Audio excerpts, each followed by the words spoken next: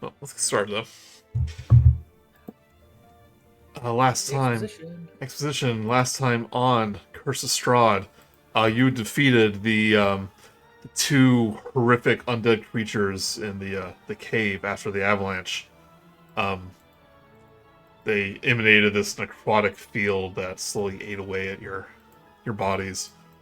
But with the cave free of danger, you found a natural chimney that led upwards with a pile of bones beneath, which led to another cavern where you find a icicle with a iron pendant with a crimson piece of resin in the center that's glowing. Arkundax retrieved the pendant, but it seemed like a normal object.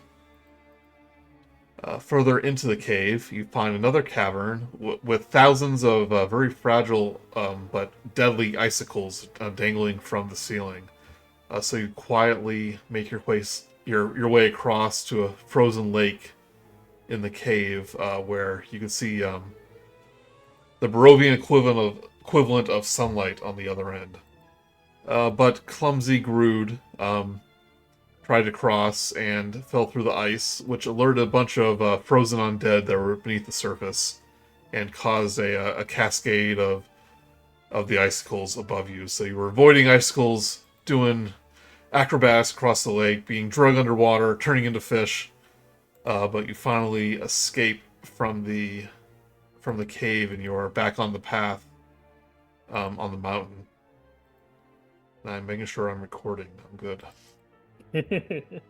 You follow the path up to Mount Baratok, near the top, where you can see the entire valley below you. You're so far up, you can even see the curve of the dome of mist that surrounds Barovia. But you do take notice of the two frozen waterfalls that lead to the mountain folk village of Soldav, and the entrance seemed to be um, protected by a sort of puzzle. You notice a lot of iconography of the ladies three, most notably the spider, which represents the weaver, the wolf that represents the huntress, and a raven that represents the seeker. But as you were figuring out the puzzle, you were attacked by not one but two groups of demonic amber-born or amber-cursed creatures. These giant ape-like fiends and this other gigantic hyena-type fiend went not only after you but after each other. And as you were fending them off, the secret passage to the village opens, and a group of mountain folk emerge and help fend off the fiends as you get your way to safety. That's where we're starting, and as one of the mountain folk notices Arkundax's spear, uh, pins him to the wall, and um, demands why outsiders are seeking entrance to his village. So, this art here shows the mountain, but you're actually in a tunnel leading into the mountain as the door closes behind you, and the remainder of the mountain folk warriors make your way inside.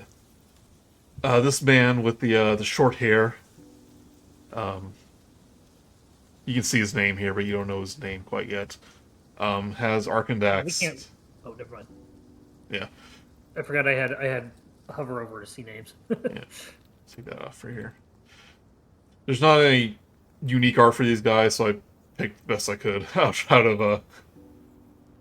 of hopefully not AI art.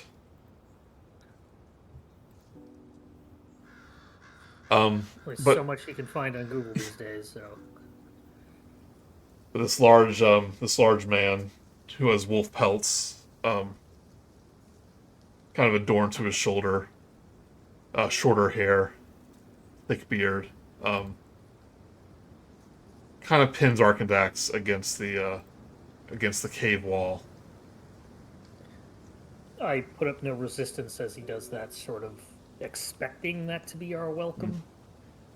He goes, "Why have you come here? Speak. How did you obtain that spear?" We obtained it through honorable means, and we have come to return it. Another mountain folk, similar build, very similar face to the other one. They might be they're kind of obviously siblings, but he has long braids, longer hair. Places a hand on the other man. He goes, "Brother, be calm. Say this is not how we greet guests to our home." He goes, "But they come here uninvited." He kind of gestures to all of you.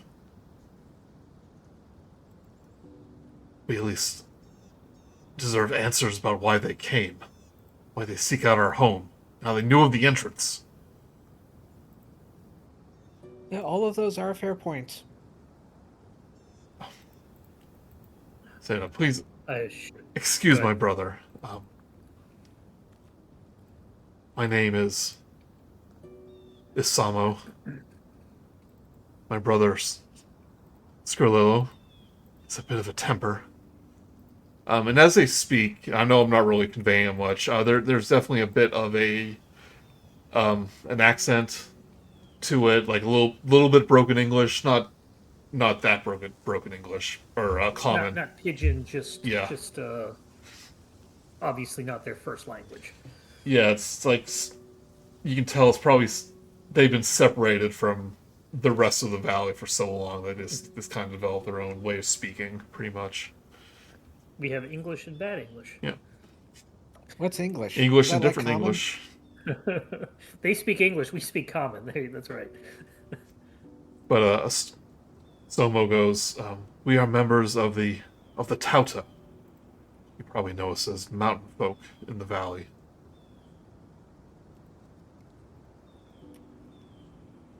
But my brother does Yep. bring up a good point. Why are you here exactly? And why do you have possession of one of our artifacts? As I said, we have obtained it through honorable means. If that is what you are concerned about. We We stole it recovered from Strahd.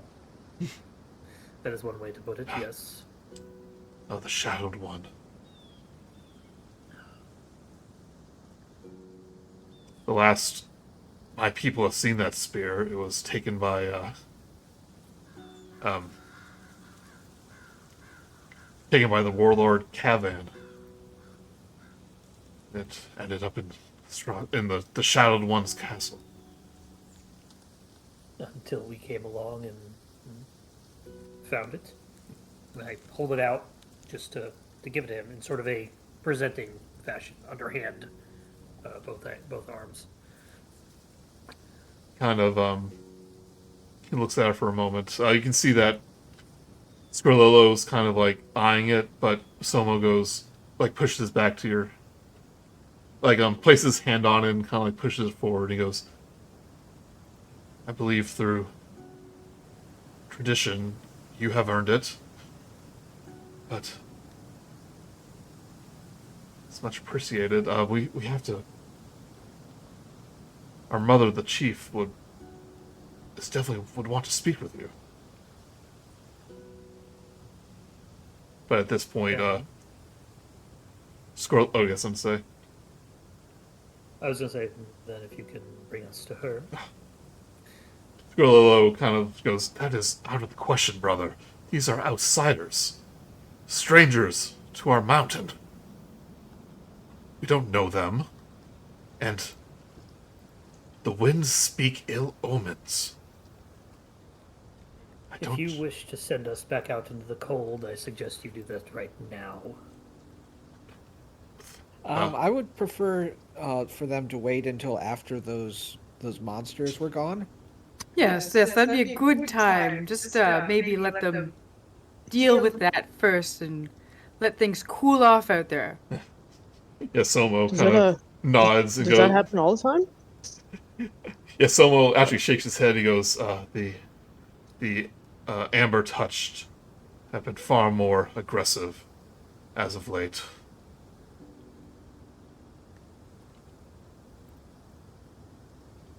Or Look over to Amber Minerva. cursed, yeah. I fully understand why you want to keep things away from your village then, if that's a regular thing. Iscarilla goes like, I still think it's a bad idea, brother. And from deeper within the tunnel, a deep woman's voice rings out at the far end of the tunnel. That's enough, Scorlo. A tall, muscled woman strides down the tunnel, her fur-lined cloak clasped with a brooch of polished bronze set with a flashing amethyst. Her dark silver-streaked hair hangs down to a long, tightly coiled braid, the hilt of a heavy greatsword visible beyond her thick, cordage shoulders. She moves with the grace of a seasoned predator, her steely eyes sharp but unyielding. Two fur-clad warriors bearing great axes flank her on either side, their steps echoing in time with hers. You see this woman approach from the shadows.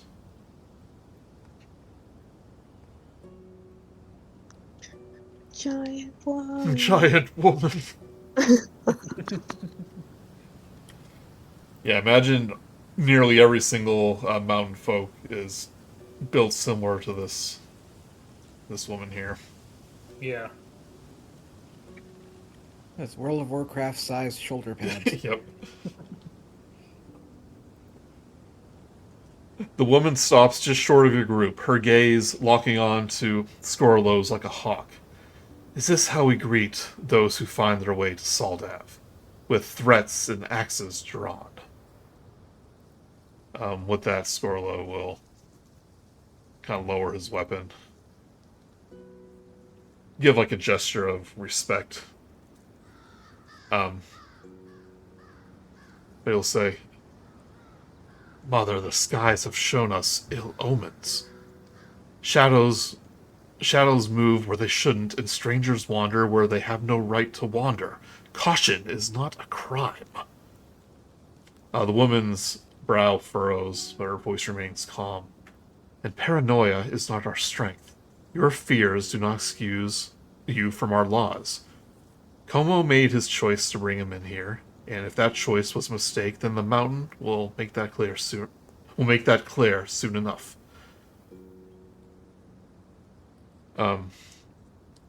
Very well.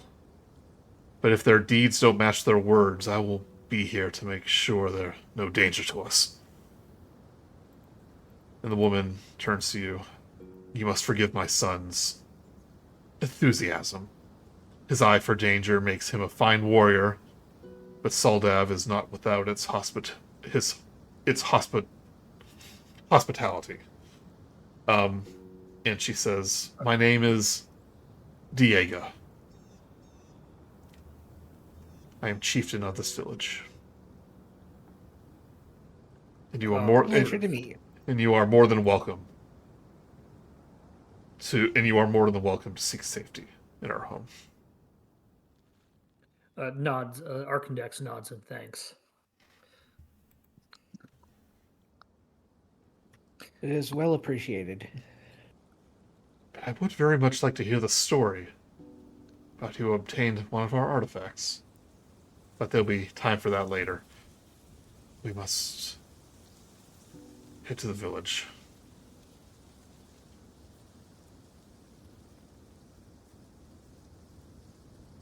I do ask that you obey our rules, obey our laws. All weapons are to remain sheathed, and no violence within the walls. Arkundax kind of eyes the one of the brothers that held a sword up to his neck and glances back. Yeah. It does go for everybody. And she kind of eyes Scorlo. Says, when we reach the village, Mother. And she nods. If you comport yourself with honor and offend none who greet you there. Hold on. You can port yourself with honor and offend none who greet you there, who greet you with grace and hospitality. So she's basically saying that you're going to be treated as honored guests when you're there. Say your pleases and thank yous. Please and thank yous. Be very kind. Wipe your feet. Minerva's gonna be like, thank you very much. I'm gonna go full Canadian on this. Oh no. Oh god. I've already taken off my shoes. Irina speaks up. We're very grateful, and we don't mean to oppose, but we may not be safe in your village, and we don't want to endanger those who live there. She's looking nervous because the sun is a couple hours from setting, and she's obviously worried about Strahd visiting tonight. That is true. As we are happy to visit, it is best for everybody if we camp away from your village this evening. But I insist that you share our hearth, and you arrived on the most fortuitous of nights, because tonight is the celebration of clear skies. Oh. I do not believe I'm familiar with this one. Scorlo kind of speaks up, says, "Of course, an outsider wouldn't. Why would you?" and Solo kind of elbows him like a little bit playfully, but a little bit too hard, you know. They're definitely brothers. But Diego does say, if you're worried about your enemies finding you tonight, rest assured that our village is well protected, not only by physical means, but also magical ones. Consider it a safe haven, as you're far from home. Even if, yeah, if the guy is, some people really don't like it when we say his name, but that Strahd guy. We call him after us.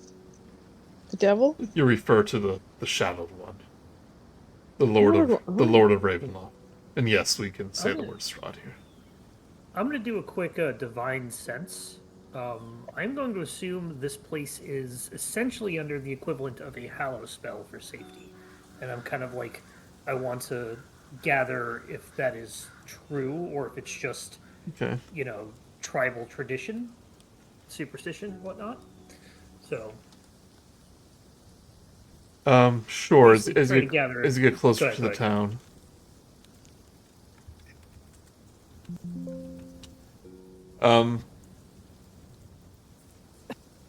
We'll wait till you actually get to the town. Yeah. Let's Once see we here. get to Yeah. our thing, I'm going to do that.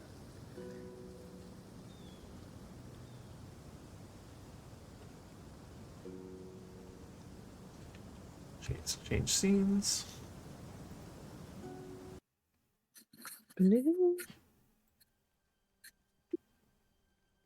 Wow, a place that doesn't look like gloomy bullcrap.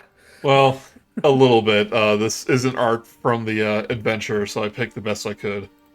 So while you see open skies here, it's still the same, like, gloomy overcast and all that stuff. They just have naturally orange clouds. Yeah.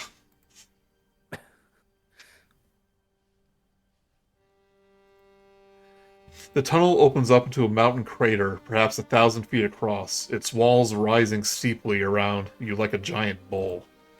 So again, this art doesn't really depict it, but you're inside like a crater, essentially. You can see it. Snow blankets the ground, here like in soft layers, broken by a rocky central avenue that splits off into dozens of smaller paths and trails, crisscrossed by footprints and animal tracks. Nearly 24 wooden huts rise from the snow along the crater's edge, their pitched roofs heavy with frost. Elevated stone and wooden terraces, accessible by narrow ledges or wooden ladders, provide access to additional structures hewn from the stone of the crater itself. Other terraces, their recently sown soil carefully cleared of snow, host hardy crops and herbs that sprout defiantly from the frozen earth. Across the crater, wooden palisades encircle small pins with a handful of goats bleat softly. The rocky, muddy central road winds between them, ending in a larger longhouse built against the far side of the crater. Smoke curls hazily from its chimney, vanishing amidst its thick layer of white fog that covers the crater's top like a lid. The village hums with activity, but at your approach, the rhythm of daily life slows, then falters. A young girl leading a pair of goats towards one of the pens freezes, clutching their animals' ropes with wide eyes, while a trio of men splitting logs lower their axes, murmuring to one another in hushed tones. A group of playing children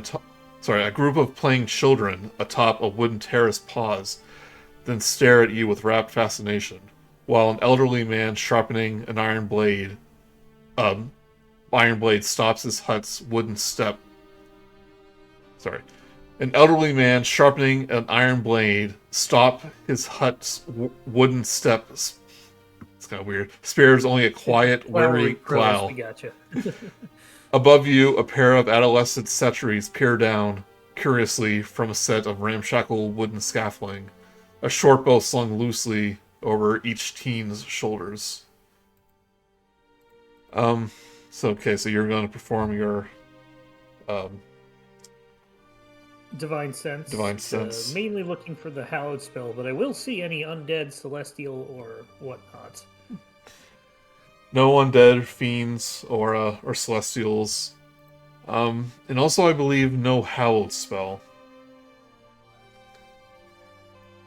Okay, would you say that the, well, it might not be a hallowed spell. Would this be enough to pick up that they're... like some sort of... What they're saying, that this is a safe space. Enchantment? Yeah, like... No hallowed spell, but you do find remnants of, some sort of enchantment. Okay. In the border of the, like around the crater, essentially, creating like a dome. Okay. Hopefully that includes scrying of some kind. Not that I can tell if it does. Yeah, it just mostly indicates that there's something there, but it's not like super clear. Yeah. No, if we had a wizard in our party, we might know, but... So you're getting a bunch of looks. You always get some looks as you enter a new town, but it's one of those cases where people in Barovia have seen outsiders, perhaps in their lifetime, or heard of them. But many of these mountain folk have probably never been outside of the village.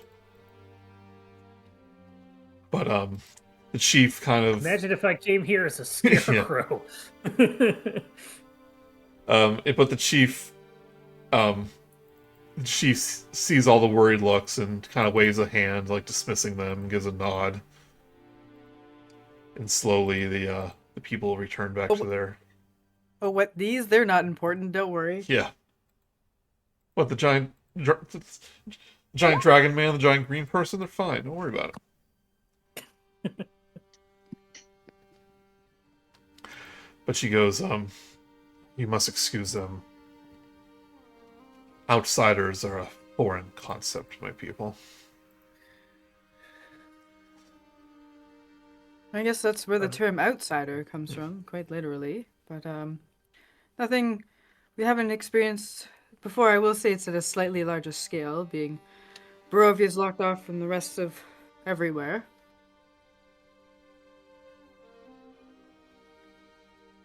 You can tell she's heading towards the longhouse in the far end of the village.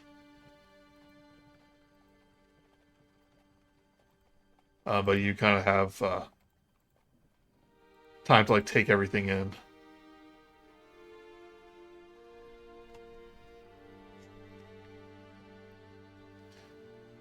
She says, our people were once a scattered group of tribes, but now this is is all that remains of them for nearly 500 winters, I believe. She kind of points to the spear they have sheathed. He goes, that was the time that Kavin the Merciless absconded with the spear of the Huntress from her fane, her shrine. I fear that set off a series of events that my people have never quite recovered from. Because after Kavin, there was King Dastron the Hellborn, and then Strahd himself. And then the Do any of Mist. those names like ring familiar to me? Yes. As I am I think I've several heard of centuries Strahd. old. Cav- Yeah, other than Strahd. Well, Kavin is the ghost you met at Yester Right. Hill. Dastron was the tomb that the spear was located in. It would have been before your time when you arrived in the valley with, because you were essentially an outsider around that time, so. Well, I don't know that. I still don't have my memory of when I was everything before that bar fight. I could be anything. Well, you definitely weren't a one of the first folks, so. Yeah. But at that point, when you arrived, the valley was basically colonized, so. Yeah. Okay. Yeah. It's just a little weird of actually being Mhm. older than the elf. She kind of muses. One sect of our people chose to follow the Shadowed One, while another stood defiant on the mountain. You probably met our distant cousins, our wayward cousins. I believe we have.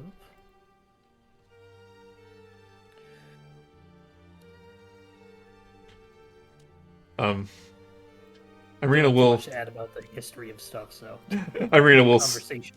will speak up. Kind of, she kind of noticed you like searching for protections, Arkun. She goes, "Are you sure we'll be safe here? Strahd himself is hunting us, and my friend here." She smiles and goes, "Ancient enchantments protect us from all who wish us harm. And all who wish us harm have their memory cleansed of Soldav. We've remained hidden here for centuries." Does that mean when we leave that we will lose the memory of this place? If you ever wish us harm, which I actually, Scorlo will say that. It's like, if you wish us harm, you will. And you will not be a friend of us, of Soldav. Well, I intend to be friends, so I wonder if I've ever been here before and have forgotten. But I myself do not feel I will wish any of you harm. She notices your Order of the Silver Dragon armor. And the fact I'm a Dragonborn. Yeah. You notice, like, she's not that surprised about, kind of you showing up here. Who you are, She didn't, like, give you a second glance of being a Dragonborn. Well, actually, let me extrapolate on that. Can I roll an insight check to see if she's just calm and reserved, or Yeah. if she kind of expected us?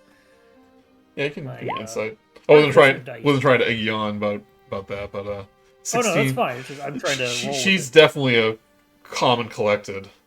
But like you definitely realize like she was very forthcoming with her friendliness and all that stuff. But like if you wonder that, she goes, "Our people did have contact with the knights in ages past.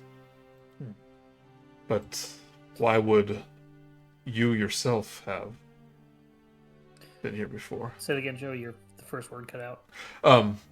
But why would you believe if you've been here before if that was centuries ago? I am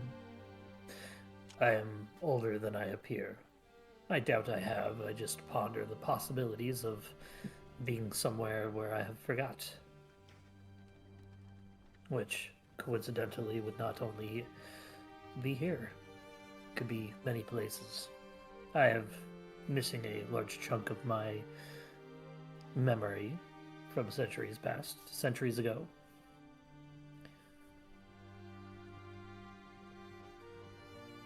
If you wish me to go into detail, I can. Somo does say, it's like, the knights are all people of the valley. You are very obviously a species of something I'm not familiar with. I am a Dragonborn, and I became a Dragonborn about a week ago. Before that, I was the remnants of a human, and before that, I was human entirely. Well, this will make a great tale at the feast tonight. Don't you agree, brother? And Scorlo's just like, I just FYI, I think it might have even just been yesterday. Yeah. Or the day before. 2 days, yeah. It's been a while. Like, not really that long. We have had we've had a lot of stuff to do in a very short time. Yeah, it's barely been 2 days. It's like around this time 2 days ago is when it happened. The real fantasy of D&D is getting so much done in a day. Yeah. I'm still not used to the tale. Apologies if I crash into anything while walking around. Knock over a bunch of pots. Someone's trying to... Oh, I just got done stacking those. Yeah. It took me 100 years.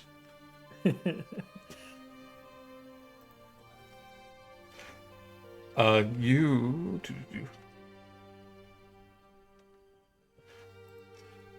but you reach the longhouse, and Chief Diego goes, my home and our meeting place.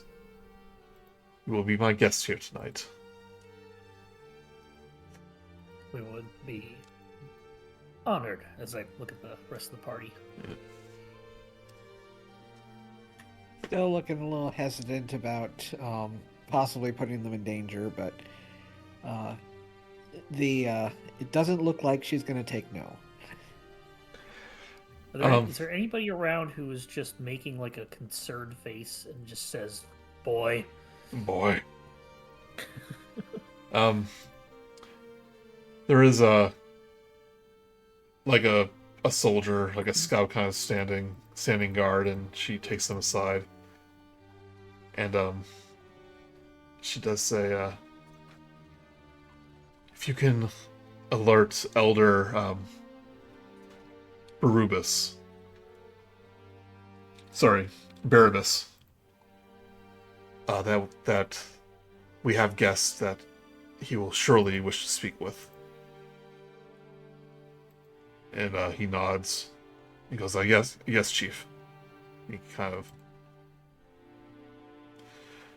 Yeah, he heads off. And Diego goes, our village elder, I'm sure you have many questions. He will be the most appropriate to have them answered, I believe. We'll take some time to prepare. Minerva's kind of hesitant because she still has that amber in her pocket, and I'm probably not going to want to talk about that because of how like scared and like the amber touch and everything. So I think it would just, I'm going to try and hide it. Okay. Well, I imagine you have it hidden most of the time. It's just in like my right pocket. Yeah. Like tied up or something like that, just in case. Untie me! The longhouse rises before you, its sturdy timbers dark with age and weathered by countless winters. Thick beams frame its entrance, their surfaces etched with intricate carvings of wolves, ravens, and spiders. Smoke curls from a chimney near the rear of the building, carrying with it a rich scent of burning pine. 2 tall wooden poles stand flanking the entrance, each carved with a watchful wolf's visage at its base, a spider's web at its center, and a perched raven at its peak. The faint glow of warm firelight escapes through the seams of the heavy wooden door beyond. Chief Diaga pauses at the threshold, turning to you with a slight nod. "Welcome," she says, "to my family home." She pushes open the door, allowing the warm firelight to spill out into the cold air beyond. For the first time in a few days, you're greeted with the warmth of a cozy abode.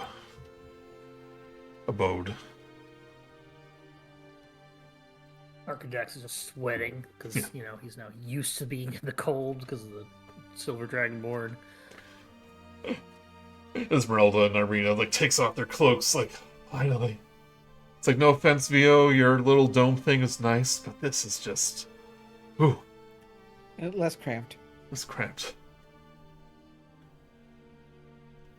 You step Minerva will also take off her winter clothes.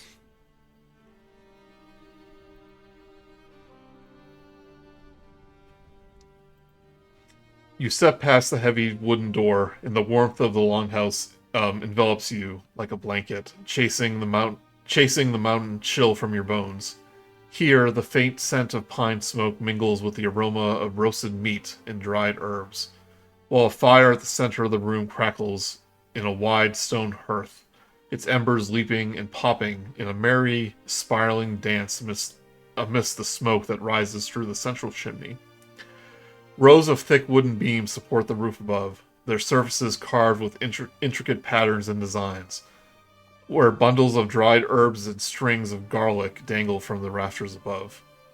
Upon a raised platform at the far end of the chamber, and overlooking a cluster of wooden benches that ring the central hearth, is a large, elaborately carved wooden chair draped in thick animal pelt and flanked by stone braziers that burn with golden flames. Beyond it, a tapestry depicting a lush mountain valley hangs against the old stone wall. To the left, a heavy curtain made of thick wool hangs across an arched doorway, its edge swaying slightly in the draft.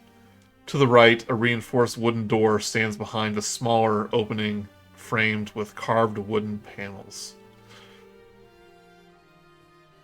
It's a very cozy space. Deceptively cozy.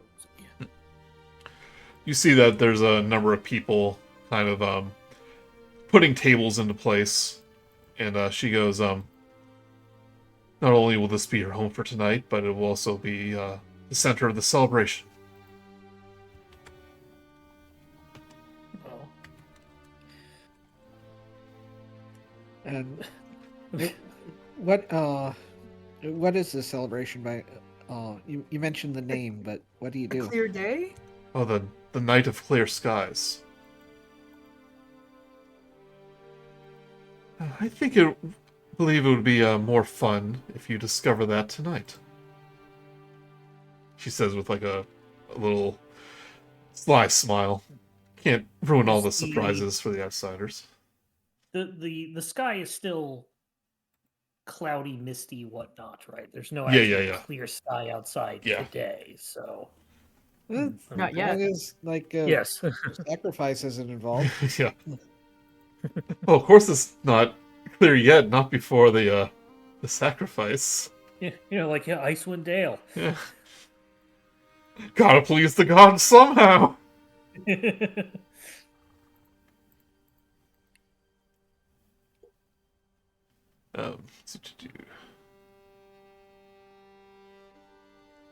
You may lay your bedrolls beside our fire, share in our meat and mead, and trust that no harm shall come to you within our walls.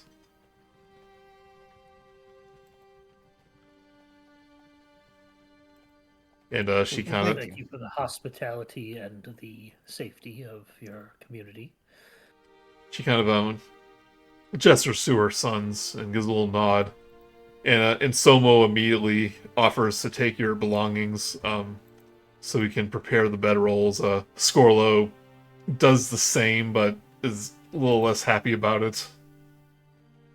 Just pouting, he like throws Yeah. things down a little bit extra.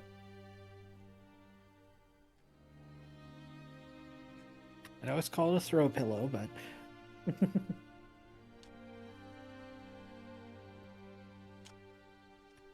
um, I'll work with them on this. Thomo kind of, as he sees you approach, he goes, no, my friend, you are guests in our homes. Must have a perilous journey up the mountain. Please rest. And, he has like a pitcher of mead that he offers you all. He goes, you must be hungry. And, now offers You must be hungry. Here, have this alcohol. Yeah, but he offers you like the smoked meats and all that. Feast shall be had. Don't eat too much though, for the real feast is tonight. But you must gather your strength. Pace ourselves, won't overdo it. Meanwhile, we eat like we're on Dragon Ball.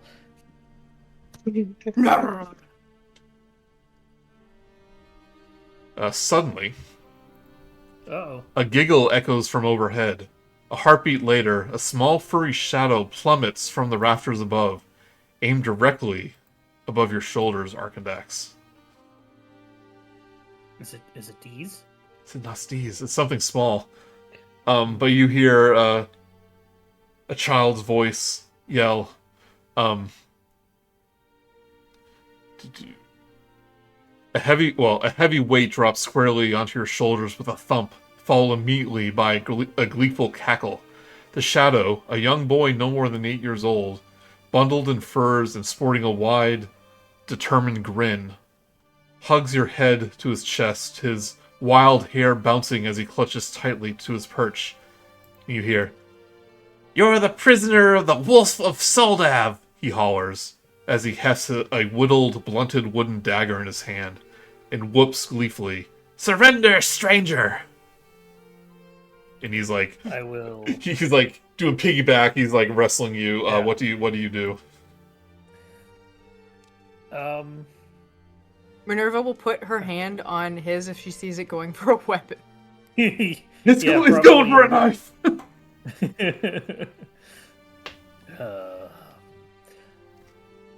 Well, I guess I have no choice but to surrender. Surrendering to the Wolf of Soldav? On your knees, knave. Arkundax is weird right now because he, after being a weird scarecrow for hundreds of years and now suddenly being this, he doesn't know how to socialize, especially with kids. I mean, the only And child you're you the most popular one with children. yeah, the only other Yes, child so that's socialized with you is the weird one that like The has weird one visions that of was death also- all the time. Yes, and so he'll so Arkundax will He's like holding onto your horns, like trying to steer you. Just like a Uh, bike.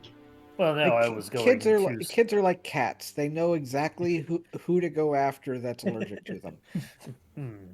Well, if I was going to surrender, but if you can't simply subdue me into my kneeling, then I guess I have to unsurrender.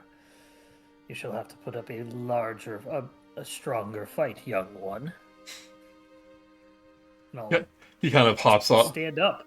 Yeah, he hops off as you're kind of recovering. He Can hops I off. attempt to catch him as he jumps off? Sure, give me a dexterity check. Dexterity? Yeah, okay. He's quick. Yeah, 15? He rolled a 17. He slips through your fingers, and he like has his knife, and you see this like little wild haired child, and Diego and Somo are just kind of laughing, and but Diego goes, now little one, these are our guests. You can kill them later," she says with a smirk. She goes, "Ah, okay." He can certainly try. but she goes,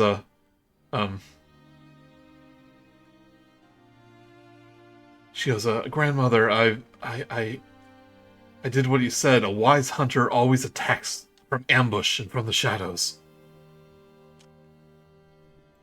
She goes on her knees and kind of pats him on the head and says, "Yes, you did very well." Joey, is this Yes. Grantley? Is this basically Grantley? No, from Humblewood. Yeah.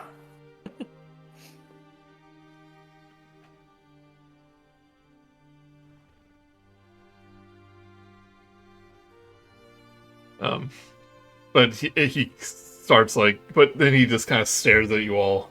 It's like, you all looked funny. Yeah, we do. I feel like Minerva looks pretty normal, You look okay. in like relative to their normal, Yeah. but I guess I'm really small compared to them.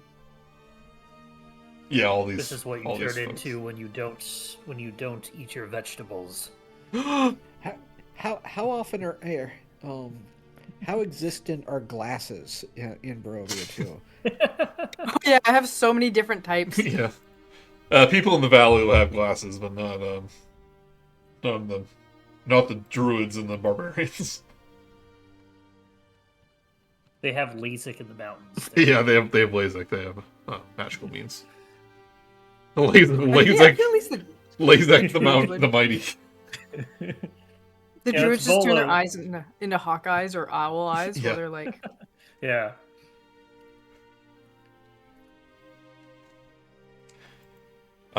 Yeah, but she goes, why don't you run along now? Our guests are very tired. She goes, yes, grandmother. And as he leaves, she goes, I'm sorry, you must forgive. Little Calder. He's very an energetic one. He has the fighting spirit of him. I'm very impressed at how good you were with a child, Arkundax. No, it was either that or throw him across the room, and I promised to behave.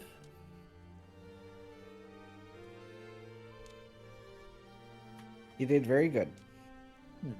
I said grandmother. I think it's actually aunt. I misremembered. But, Uncle Grandpa! yeah, Uncle Grandfather. It's both. She goes, he has the fighting spirit. And ever since his parents were killed by Amber Touched, he was determined to become a warrior himself.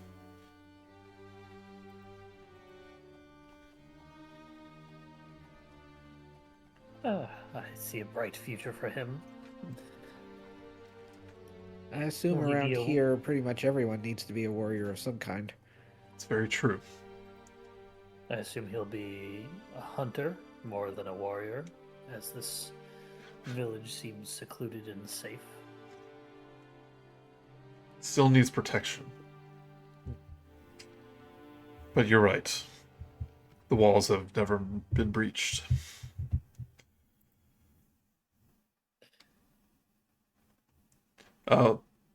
The wool curtain beside the left...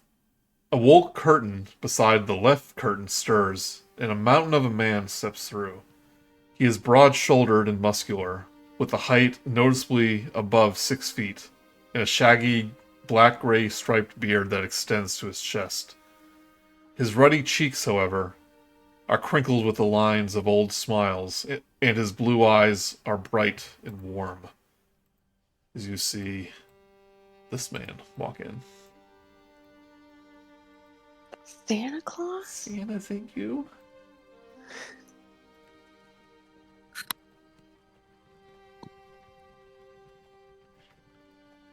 And you hear him say, "Is that Diana?" he asks, ducking through the threshold. His gaze falls on you, and the hopeful grin on his face fades into a quieter, more subdued smile. Ah, I see we have guests.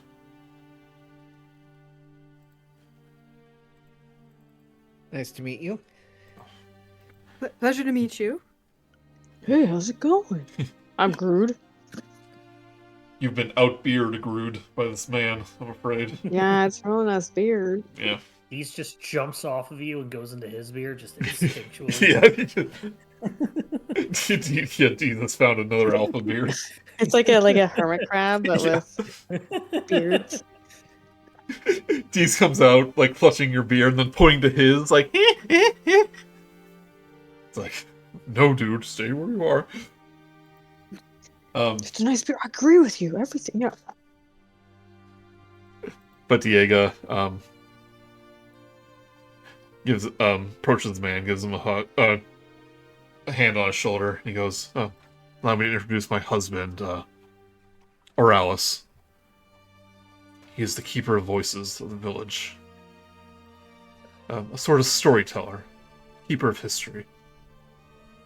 Ah,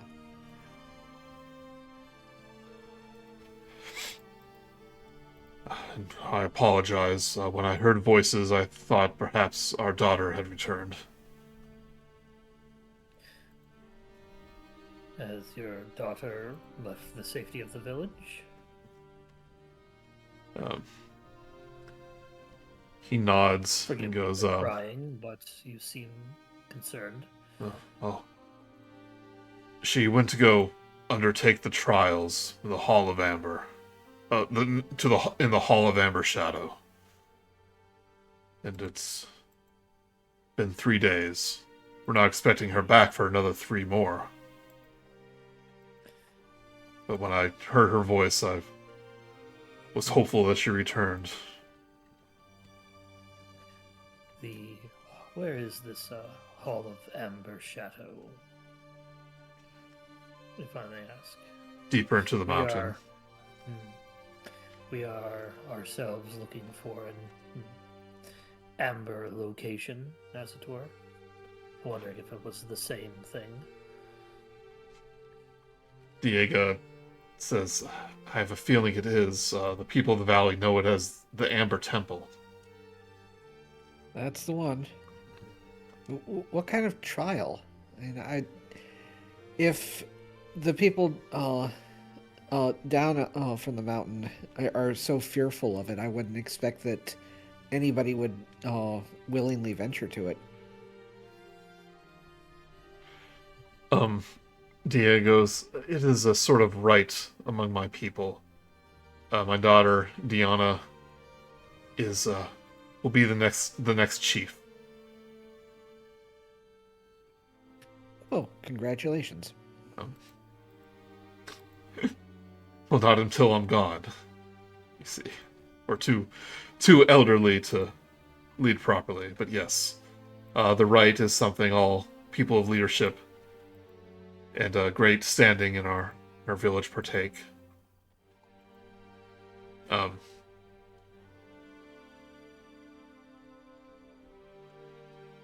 Departed the hall 3 days ago, and is due to return in 3 days' time. 3 days of the past, 3 days of the future.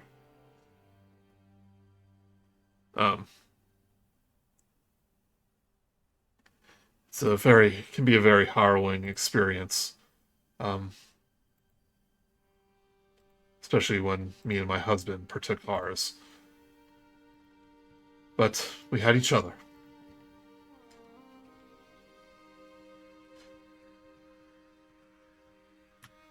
Do you mind if we ask what you know about the temple, or is it one of those you have to go there to find out?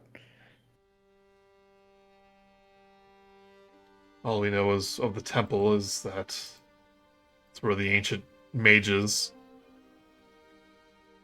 perform some sort of ritual. That's not true. Sorry, hold on.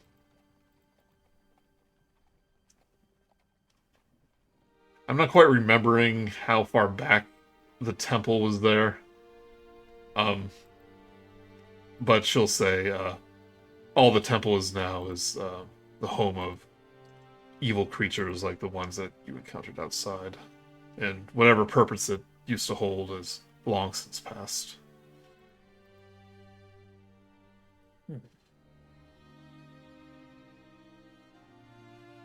The lure of amber has long lingered across these mountains, she says. Its song is a honeyed whisper that draws fools and madmen from all corners of the valley, and even beyond the mists themselves.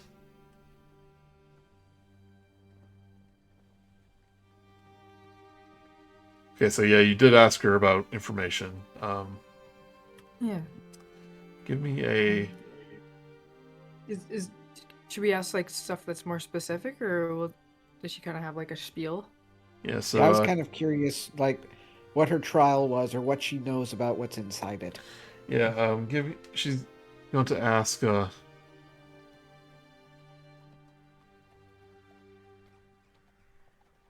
she asks you what's your reason for traveling there.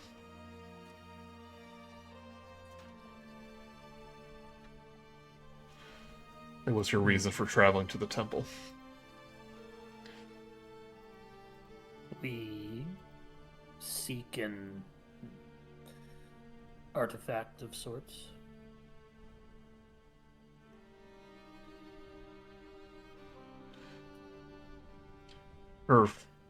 She kind of frowns at that and goes, whatever artifacts are there have long been tainted by the evil of that place. What are your intentions with this object? To kill the shadowed one. That was the term they used, right? That was their local name for it, yeah. Yeah. Give me a persuasion check.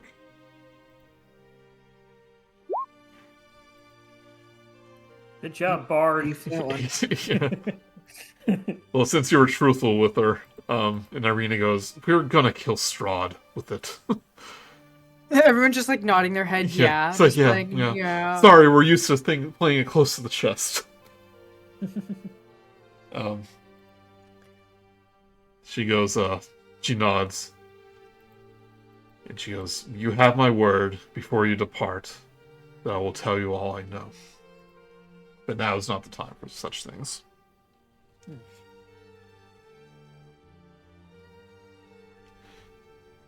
All right, yeah. Now is party time. Jump cut. I mean, that's jump fair. cut to a rave. Just like that scene in The Matrix. You can all take a short rest if you need to, and you basically have the remainder of the evening to relax. Short rest it is. Hey, look who's out of hit dice. Me. Yeah, I'm out of hit dice.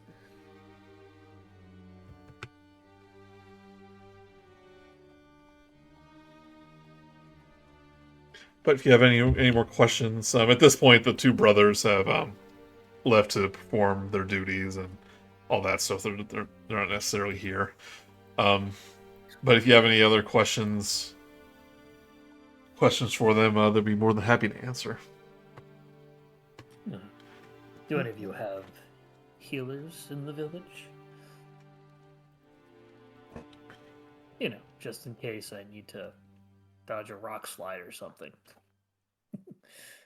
Says we do have druids and healers, yes. So do you require assistance, medical attention? A little bit, if I may. Yeah, I'd also a little beat up here. Mm-hmm. Minerva's also not looking the best. I mean, she did have a nap, but it didn't fix everything.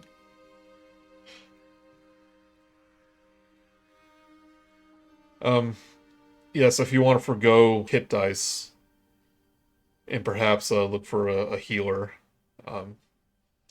you can do that. They can give you basically fill you up. I mean, if her words are to be believed, you're not going to be attacked anywhere. So just heal straight on up? Yeah, sure. Awesome. Hooray! It helps to ask. Yeah.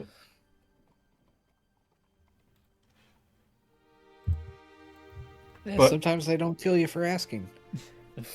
But there's definitely a excitement of the air because of the festival. People are beginning to prepare. You're getting some of the more brave town folks are approaching you, asking questions about the valley and all that stuff. Casimir who I kind of forgot about, is also here, but he's spent most of the time just meditating in the longhouse by the hearth.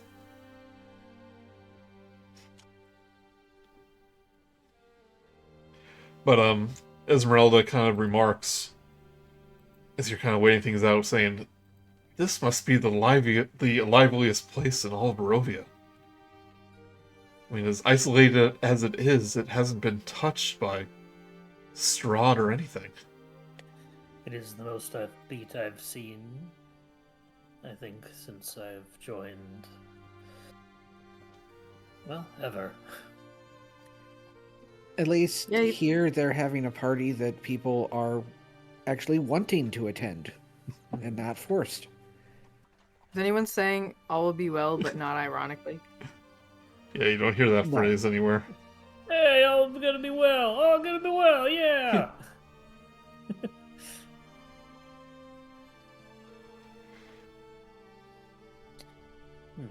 This is what. Why were they Barovia- suddenly Italian? All be well. Hey, Obviously, you this come is to the like- party tonight. You need some food in there. You look like little twigs. You've been eating correctly. That was horrible. I'm sorry. I'm so sorry. Worst Mario impression ever, Yeah. but a great Luigi impression. Wahoo! Wahoo! I guess it would like feel kind of nice, like actually being around jovial people Mm-hmm. after being Yeah. like like the happiest people we ran into were the people living in the abbot's place that were like getting genetically modified. Yeah, and they were all crazy. Kind of like little mutant people. Yeah, they were technically the happiest out of most people until now. It's like I may be turning into an animal, but holy crap, I'm not living down there in Thalaki. Wow. Wow, see that place. It is off-putting, put into a character sort of thing. It's like not in a sense that it's degrading the mood, but it's more like this feels weird to see everybody so happy. At least for somebody who is, ooh, that was nifty. At least to see to somebody who has lived in Barovia. Yeah. The other three have probably seen plenty of happy people back in Portal. I mean, it's Yeah. most reminds you of you left Faroon on a night of a celebration, basically like the solstice, and like this is kind of reminding you of that. Can we only get back during the equinox? As dusk descends, the longhouse begins to fill with the people of Soldav. Beneath Chief Diaga's supervision, long wooden tables are carried in and set up near the central hearth, where the golden flames cast dancing shadows across the carved beams overhead. Villagers of all ages pour in, bringing baskets of preserved fruits, freshly smoked meats, and steaming loaves of dark bread. It's not long before laughter and conversation fills the longhouse's central hall, with well over 100 mountain folk filling the tables around the hearth's warm glow. The savory aroma of roasted meat mingles with the sweet scent of honeyed mead as villagers pass wooden platters piled high with food. Children dart between tables, their shrill laughter mingling with the melodies of panpipes, flutes, and pounding drums. Chief Diego's wooden throne is moved aside, making room for long, low wooden tables surrounded by dozens of woolen cushions. You find yourself beckoned towards it, joining Diego's family as they take their place atop the dais overlooking the hall. And so this is like the familiar sights and sound of celebration that you haven't seen since you left a week ago when you arrived in Barovia. No, it's been more like 3. 2 years ago. This entire village is like the attitude of Blinksy. Everyone has been Blinksy'd. Somo goes, must tell me of this Blinksky. He sounds like a very wise man. He had a toy shop. Minerva still has a toy. She has a noisemaker and she pulls it out. And I believe it says, if it's not fun, it's no Blinsky. Yeah, it's a little like, no fun, no Blinksky, no Blinksky, no Blinksky. Yeah. And I think it's also like a symbol monkey or something. I forget, but yeah. Yeah. Just imagine it's like just a big, Yeah. it's just a bobblehead of Blinksky. Yeah, most of his toys, if you remember, were like macabre things like spiders and ventriloquist vampires and guillotines and stuff like that. Yeah, it's like the Nightmare Before Christmas toys. Yeah.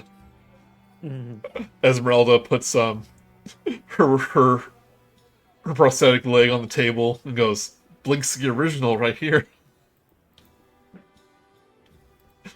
Oh yeah, And that's a custom job. Irina goes like, "That's rude. You don't put your foot on the table." It's like, no, that's fine. Don't worry about it. These people are into it. Literally, the kid is like that we saw earlier is probably just like running across the table at some point. Yeah, picks up the Oh, toy. that's With Esmeralda's Can I have leg. my leg removed too?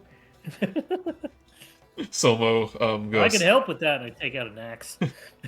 Somo sees the prosthetic legs and he goes, "Oh, there must be a story behind that."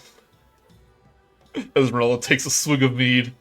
It's like, "Oh, you have no idea." And she starts going up in the story of the Black Terror, how it took her leg, and she's over exaggerating it a whole bunch. You can tell, but then she tells the story about how you all fought Carol, the mutant werewolf, or Kirill, the mutant werewolf, and how you avenged the leg. And she's like on the table, it's like waving her rapier around. And she definitely has. I definitely imagine has an the audience. attitude is reminding me of the atmosphere is reminding me of like the Ewok village when 3PO is telling the story of the past two movies Yeah. to the Ewoks, and that's kind of like what we're doing here.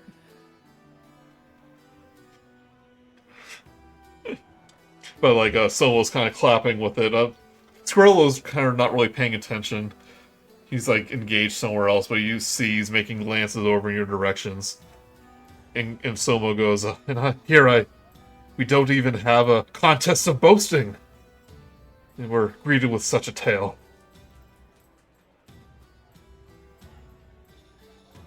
She, Esmeralda takes another drink. It's like, a lot more where that came from. She like hiccups. She goes, Vio is probably joined in with whatever music is being played. it's like, I knew this Goliath in the 10 towns of Icewind Dale. Loved his honey meat. Let me tell you.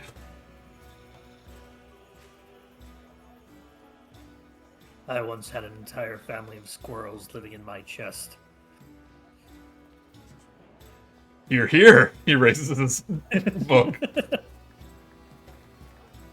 To the squirrels. Wait, do they know These what those comes are? out. I imagine when you say to the squirrels, Deez comes out with a little tiny acorn mug and cheers Yeah. as well. Like back in Forgotten Realms, like wasn't Deez just had the free bowl of peanuts and just threw them all on the floor, the shells on the floor, and do something like that. Yeah, he's just doing whatever. And I wasn't stopping him. And what brave tales do you have, my little furry friend? And he's like doing little poses and stuff.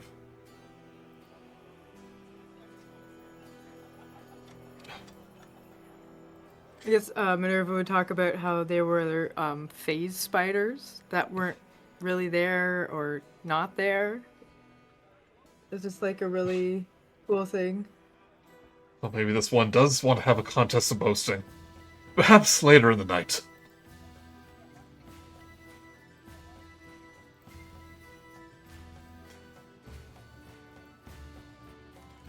But Irina's just kind of like nursing her mead. And Esmeralda's like, it's like, gotta let loose a little bit, Irina. It's a celebration. It's the festival of the feast of the rising dawn of the clear.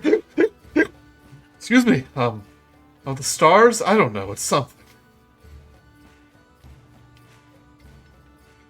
At this point, I wish I had purify food and drink, but I don't.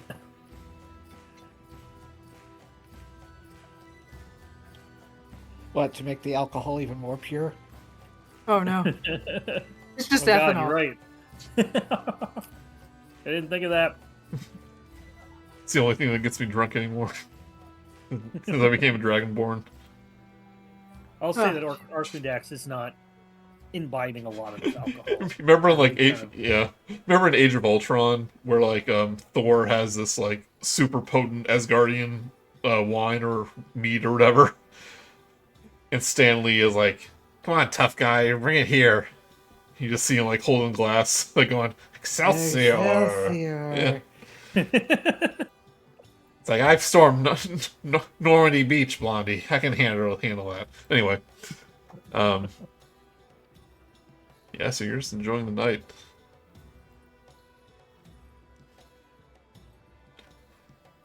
Even I would say Kaz, probably like, sorry. even Casimir like is nursing some wine, like chatting with the some of the folks here.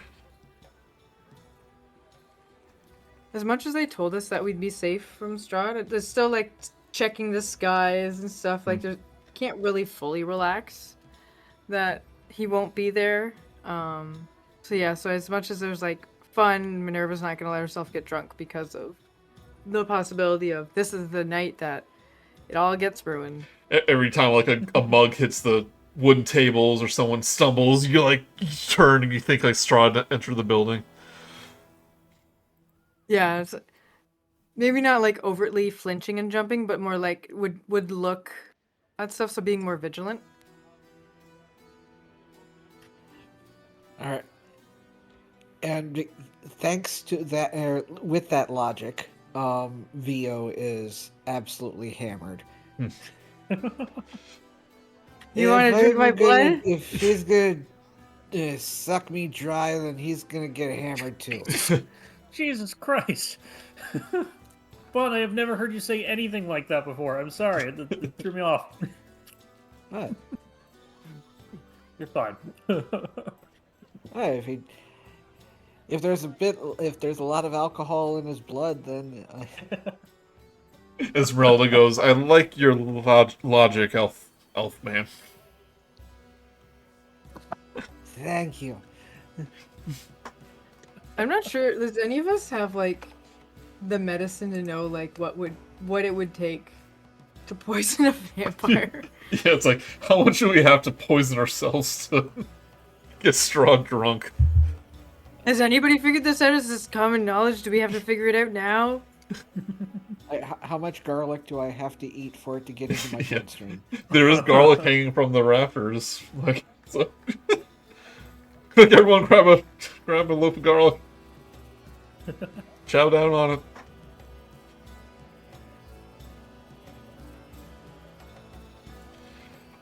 I do think that Minerva would be eating garlic.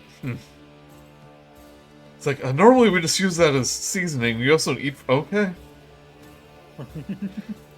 Wow, you outsiders sure do love raw garlic.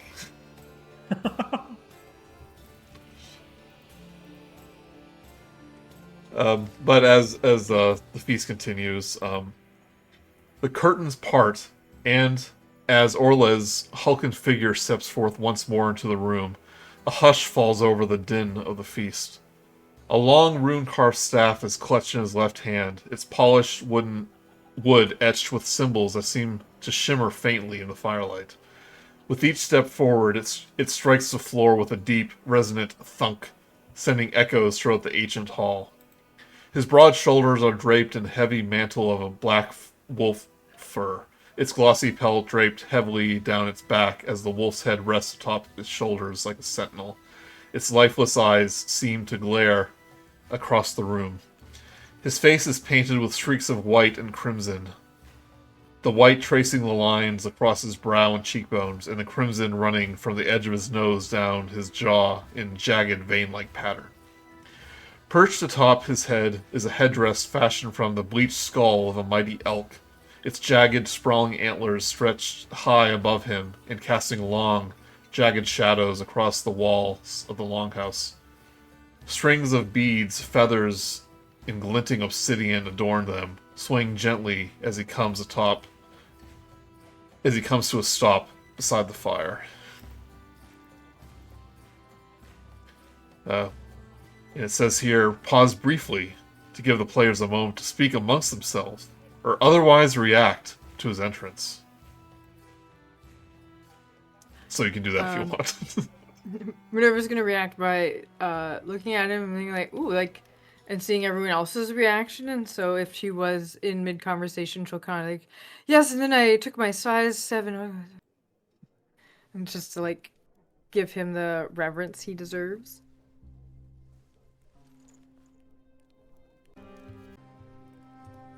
Music should work. Yeah, I figured I'd need not the celebration music. For a moment, Orlez stands silently before the hearth, his massive form silhouetted against the flickering flames. He raises the staff high, then drives its end against the floor with a thud, the sound reverberating through the structure like the echo of a distant drum. When Orlez next speaks, his deep, rich voice rings through the hall, piercing through the silence like an arrow. And we have story time, lore time. It's kind of long, so bear with me. Let's see here. Long ago, before the Lord of Ravenloft cast his shadow over the land, before the sword of Dastron cleaved across the valley, before Cavan's folly turned brother against brother, the Tanta wandered this world alone, lost, yet seeking. Our voices rose to the heavens in desperate prayer, scattered and weak like leaves blown by the wind. One night, as the sun slumbered and the moon hid her face, 3 voices answered us from the wilds, soft and strong, like the murmur of wind through the pines and the roar of the river's depths. They called to us. They led us, unseen but ever present, through the barren waste and treacherous peaks, to the bounty and beauty. Gervissa, our wooded valley, where the rivers sang and the trees danced in the wind. Orlez pauses, his voice lowering with reverence. It was here that we first came to know of the Rosanna, the ladies 3 who led us here. They were not as we were, yet they walked among us. The huntress, who taught us the ways of the spear and the bow. The weaver, who taught us to weave the loom and basket. And the seeker, who taught us to divine the secrets of the winds and the stars. He lifts his head, the patent antlers of his headdress catching the flickering firelight. But the valley we found held more than just beauty. From the farthest peaks unseen even by the Rosanna, a shadow began to stir, a darkness that crept from the heart of the mountains, rising like smoke but carrying a cold that chilled the bone and stilled the blood. Murmurs ripple through the crowd, children clinging to their parents' sleeves. The fire itself seems to dim as the light shrinking as the shadows around the edges of the hall grow stronger. Orlez's voice raps through the air, his knuckles growing white as he clutches the staff to his chest. And so the devourer fell upon the valley, a great and terrible void that knew no hunger but to consume. Its darkness boiled the skies, veiling the sun, the moon.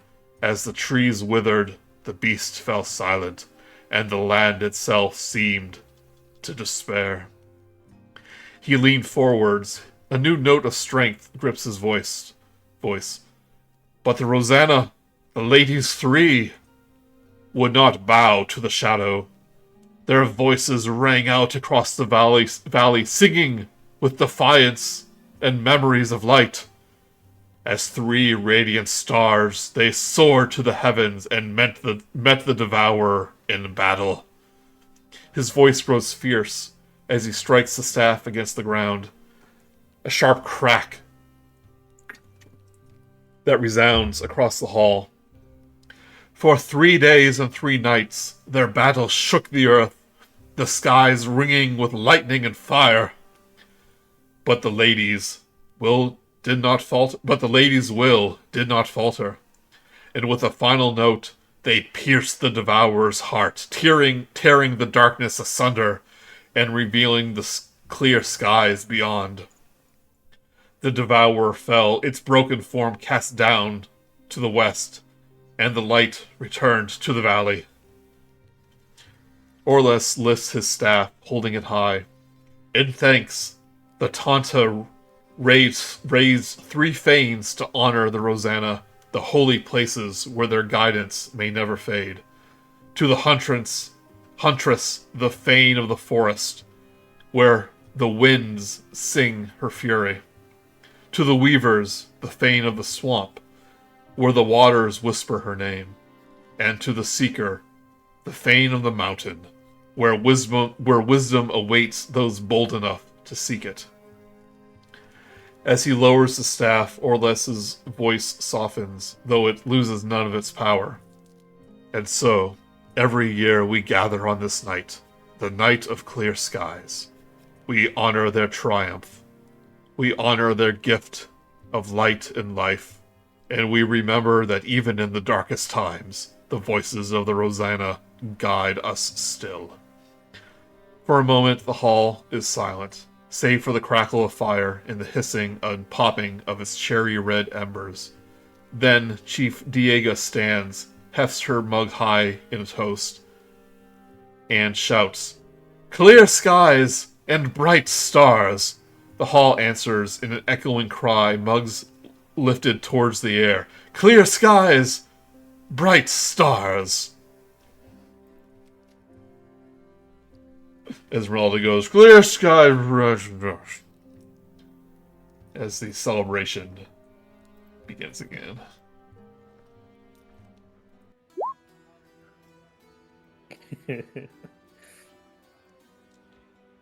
That was very serious, bud. Orles then returns to the table, removes his headdress a little bit, despite his impressive stature. You can tell it probably took a lot out of him. He removes his headdress and his pelt and sets his staff on the table. And he says, "I hope you enjoyed this story, and I hope that I did it justice. Just as the Keeper of Voices done since the night was first celebrated." He takes a big swig of honey mead. It was a well-performed performance. Yes. No. It was very pretty. I think I speak for my party that we were thoroughly entertained and enlightened. I'll raise my glass of water to him. Water. Water. Copyright. Fiji water. Minerva also raises a glass. Say, yes, here. Oh, thank you very much, thank you. So, Diego says, "So to answer your question in a very roundabout way, the Night of Clear Skies is not about the current state of the skies above Barovia, but the night that the Ladies Three defeated the Devourer atop Yester Hill all those centuries ago."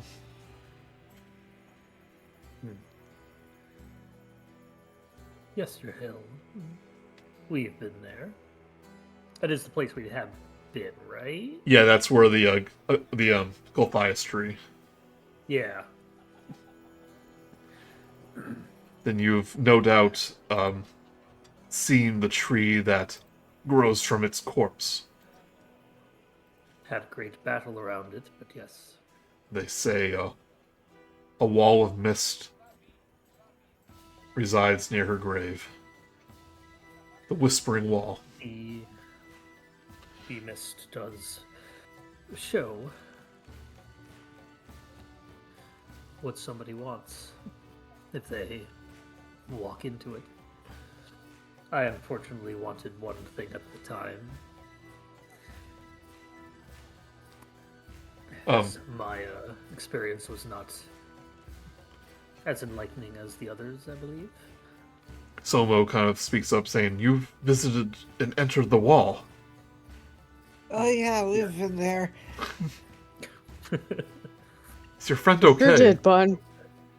I got to see my family. I didn't know I had one. I miss them already. Leans on Esmeralda. Esmeralda goes, "I missed them too." And she gives you like a hug. They seemed awesome. I wish I was there for you. You're all busy. really drunk. I like girl like, washing drunk. It's okay, you were fighting monsters or whatever. I know I should have been there. Theo has had like a half a cup of meat. He has less tolerance than Simon. Simon just looks at alcohol and gets tipsy. He got like the aroma of it goes through his skin.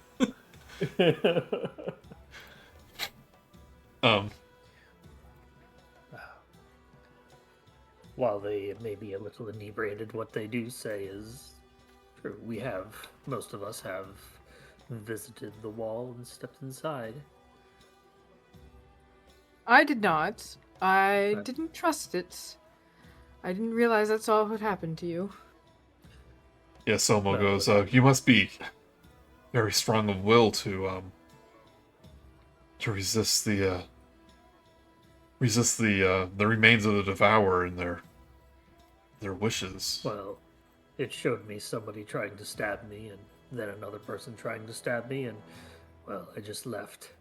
I was a different... You're a very weird individual, but I like you. I was a very different person back then. 2 weeks ago. Urlis goes, "Then you must have had encounters with our kin, the one that allied himself with the Shadowed One." I don't remember off the top of my head if that is Joey, but I assume we have. That would be ones that those are the druids we fought around Yeah. the tree. Oh, right, okay. Yeah, they're the forest folk. Like directly there, okay. Yeah. He goes, Yeah. "We used to be one people, but they chose to ally themselves with evil and darkness.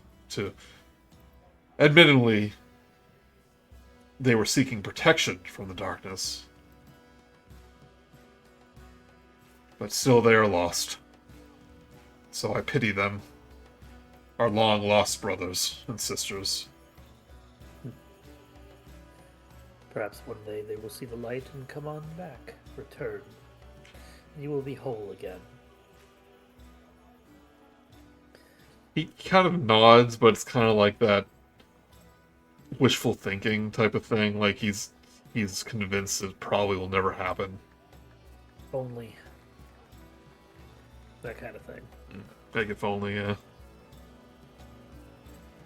But yeah, the Gulthias tree seems to have sprout from the corpse of this devourer, whatever it is.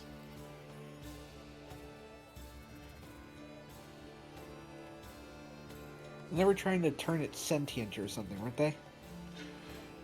They were trying to summon like a gigantic blight, essentially. I don't think they were trying to animate the Gulthias tree, but they're trying to like summon a giant blight to destroy the Wizard of Wines.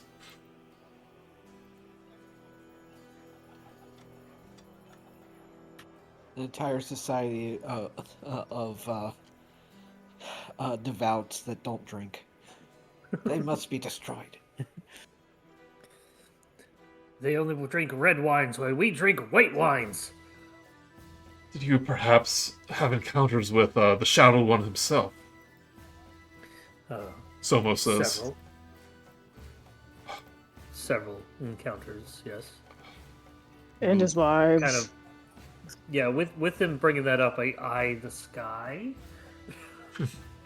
for any floating vampires. Diego says, I told you, my friend. You are safe here tonight. You have no need to worry. It is a difficult thing to ignore, but not that I distrust your wards here. But yes, we have seen that one many times at this point. We've been to his house. His house? Twice. We met his ex-wives. Good one, dude. His now ex-wives. Yeah. And you plundered the catacomb built upon the ruins of Dastron's fortress and retrieved his spear. I would say we plundered, but we did come for several things. The spear was one of them, and we did find it, yes. Orlos does look at it, Orlos, sorry, and goes, but it has seen better days. It seems foul. Diminished. In essence, or just 500 years of erosion. There's a sickness upon it. The paint job's chipping. Perhaps if you present it to Elder Brublus. Sorry, this is a weird name to say. Let's see if you have. It is Burbus. Yeah, I'd probably say Burbus. It would work. Burbus. Burbus drinking a lot of bourbon.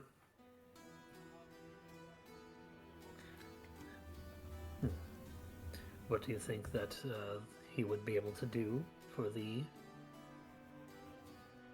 spear?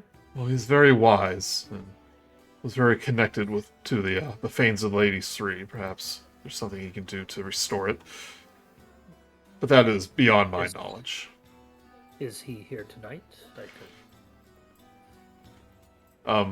Diego shakes her head. He goes, he does not leave his sanctum. Where is he situated then? Yes, on the other side of the valley, but don't, not valley, of the village. But don't worry about now. It's the night of celebration. When he's ready for you, he will send word. He is very old, very frail. I imagine he's been gathering up the strength to converse with you all afternoon. He's probably 30, 32 years old. Yeah. Must be like 40.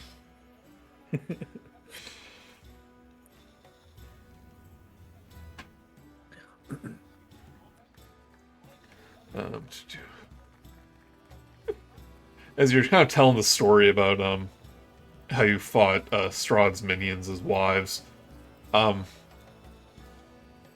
Scorlo stands from his place beside the table. He takes a deep swig of his mead, then spits it into the crimson flames of the stone brazier behind him, causing them to hiss and dance with sputtering pops. A murmur ripples through the crowd nearby, and Scorlo Scorlo glowers darkly towards you. The winds tell me that your words are hollow, he booms, his voice ripping with distaste. Chief Diega's eyebrows crawl upwards into her forehead, and looks of anticipation rise across the faces of the mountain folk watching. I said, the winds tell me your words are hollow.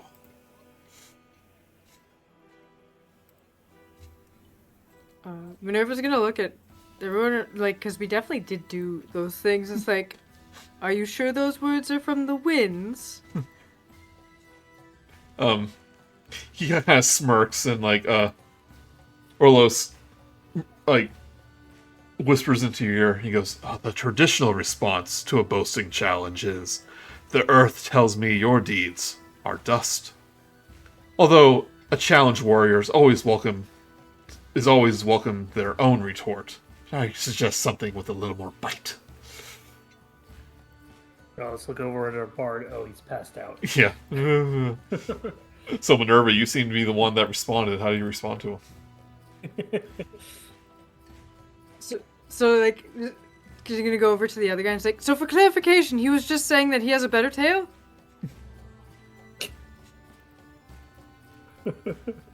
I just want to understand the rules of the game. Yeah. Yeah. Diego goes, my son here has challenged you to a boasting challenge. But not of brawn, but of deeds that you have performed, that you will perform, and you are currently performing. All right. Well, I see that. So I say Theo? to you again, the winds tell me. The winds tell me that your words are hollow. So my understanding is I have to follow this up with another tale? Do you accept my challenge of boasting? Yes, I do. No further explanation. Yeah.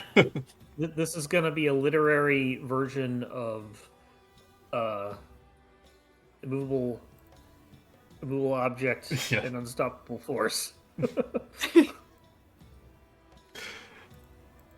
As you accept, the hall kind of cheers, like erupts in applause. Like, this is obviously something that happens, and it's like entertainment to them. Although you can tell in his voice that there's kind of like an edge to it. Like he's actually questioning your deeds. Yeah, that's what I'm picking up the most on this. Yeah. Scoriola bares his teeth in a feral grin, his sharp eyes narrowing as he steps towards you.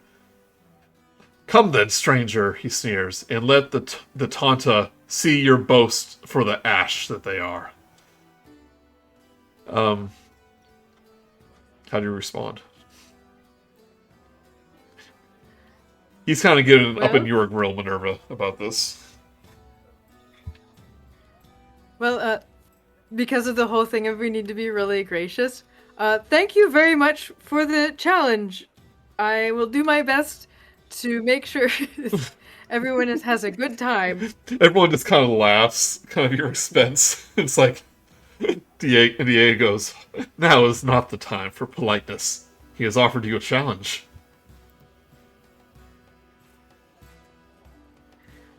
All right, well, I doubt anything you've done could compare to anything me and my cohorts have done. So there. Ooh, people like murmur around the crowds. Chief Diego stands, retrieves her great axe from its place against her throne, and pounds its haft against the wooden floor. Tonight we shall let the fire judge whose voice rings truest, she intones. 3 boast.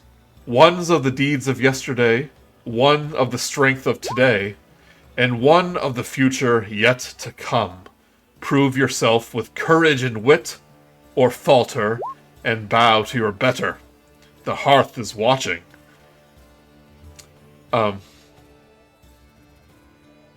She then turns to Scorlio.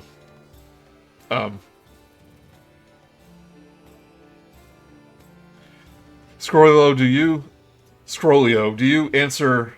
you challenge these outsiders together?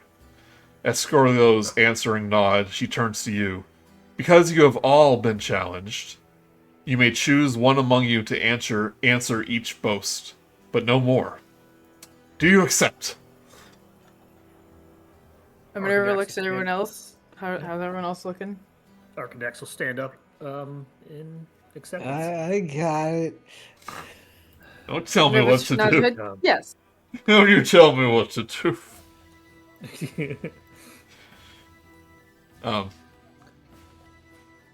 Then I call upon each side to place their wager upon the floor of this hall, so all can see what the victor may.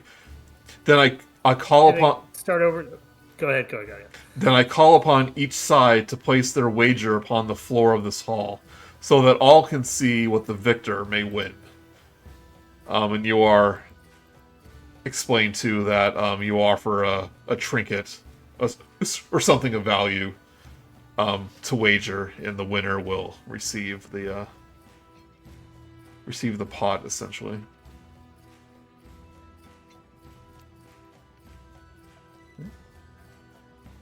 I got a dream pastry.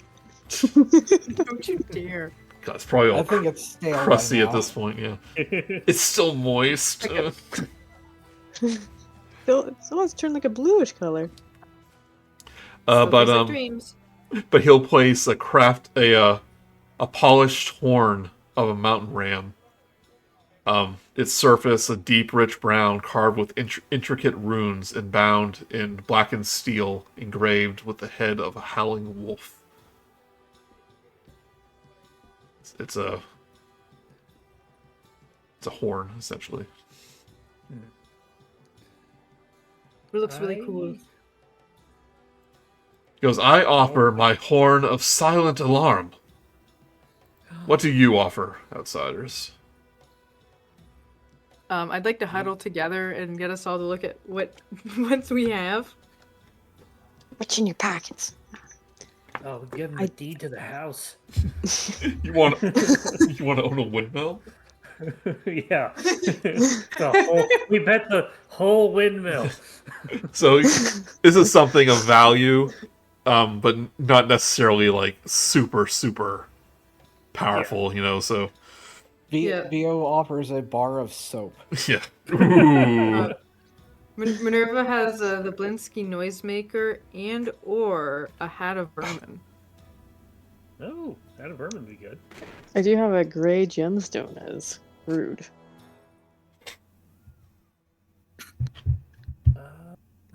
Either my old silvered... No, this is silvered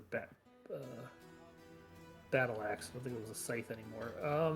I have a book I picked up at some point called The Oath Celestial. Yeah, I forgot about that. So Minerva will put it in the hat of and some vermin. ink made from wine. As you're kind of going through your belongings, Somo goes, that peculiar hat will be a suitable wager, I believe. And then, she will double. Irina's bracelet. Didn't we actually sell that though? I tried to make you, but you all kept it. She's like, no, I like my bracelet now. Well, now that you're actually going to get rid of it, I'm going to keep it. Yeah. Now that you want it, I want it. She goes, well, now that I know who it's from, I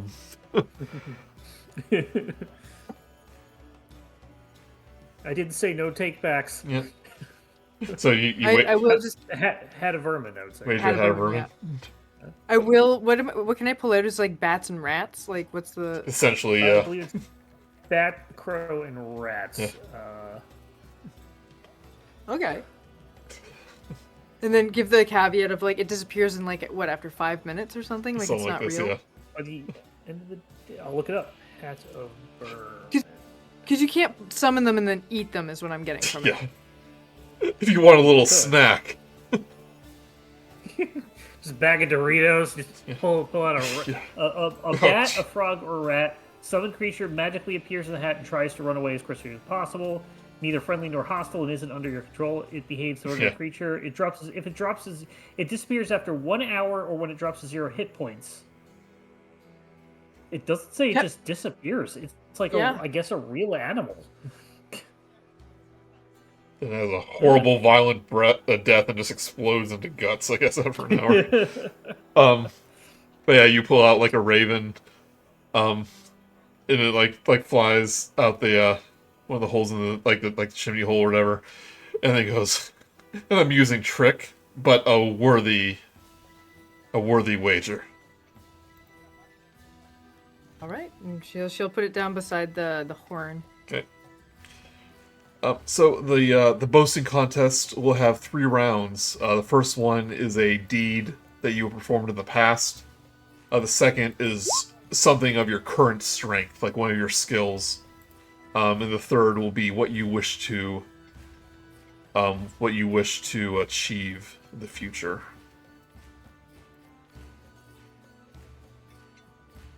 All right, well, Huddle again, just like, I'll get the current one. And it's just be like, I'll use my cannon. Not like actually use it, right? Just show it off, but like not at the children. aim it straight up. I assume it doesn't come back down when it's shot. Just a force blast just keeps going. Hits the moon. Dang it. But he will brandish the jagged, blackened canine skull mounted on his shoulder.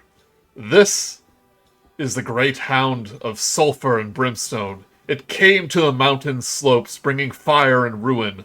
Alone I drove my axe through its maw and claimed its skull as my prize.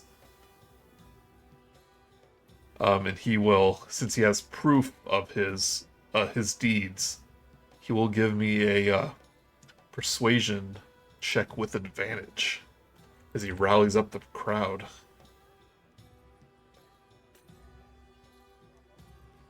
Rolls a 17. If only our bard wasn't totally ripped right now. And everyone cheers. And and what of you? What of your deeds? So one of you. Trying to see what we have evidence of. Let me do it. Let me do it. Don't touch me.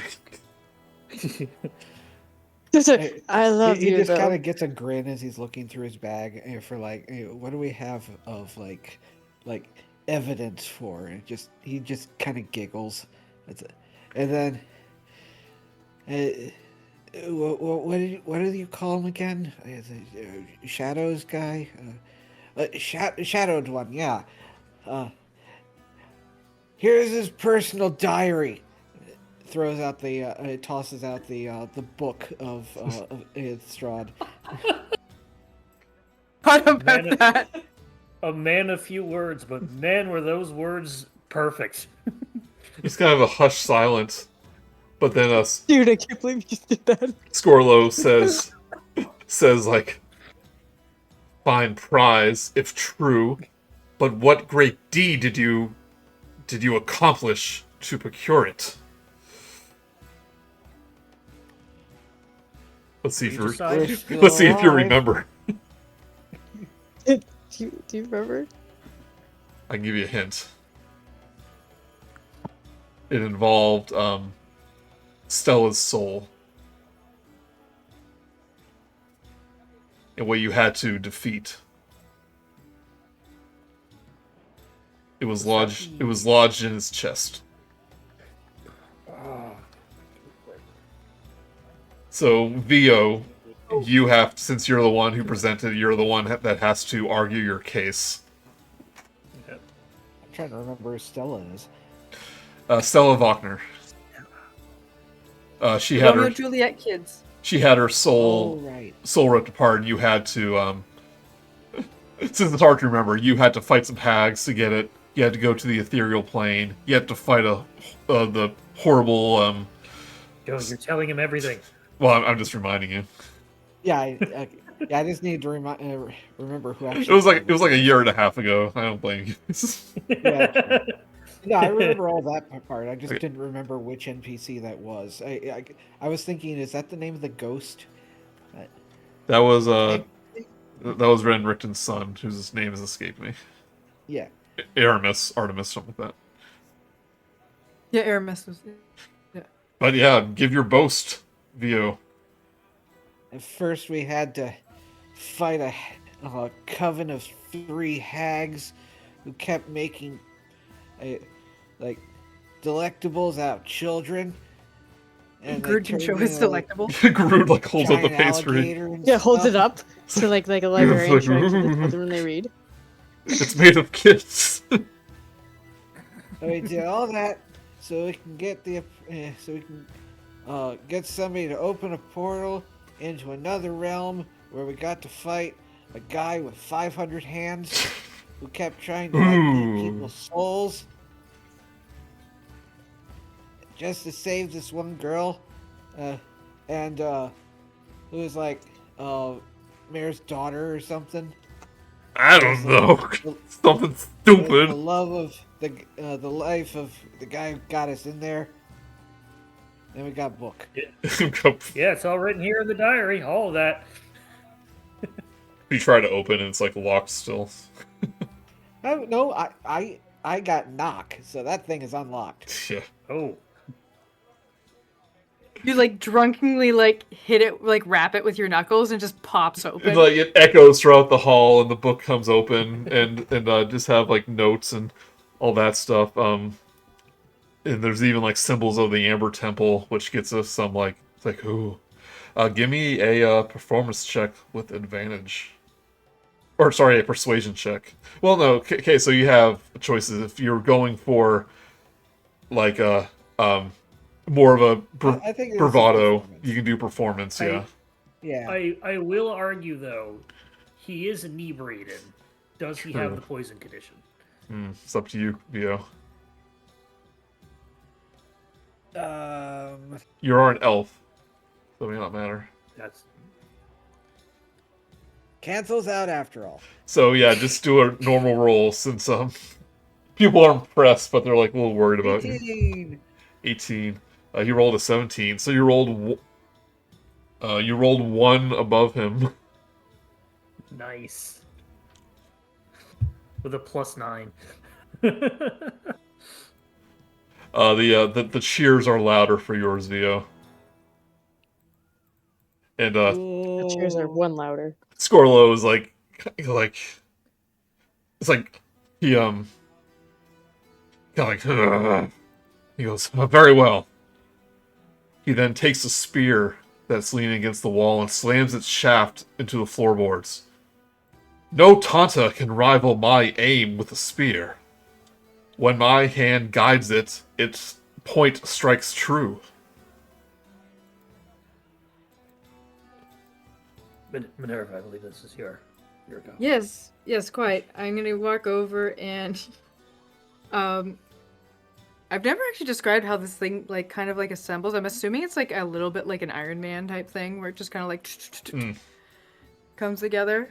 Again, it is very centipede-like. It was like a metal backpack that just popped off your back and grew legs. Or like I also imagine it's like kind of like wrapped around like a spiral bracelet. On no, it's actually very small.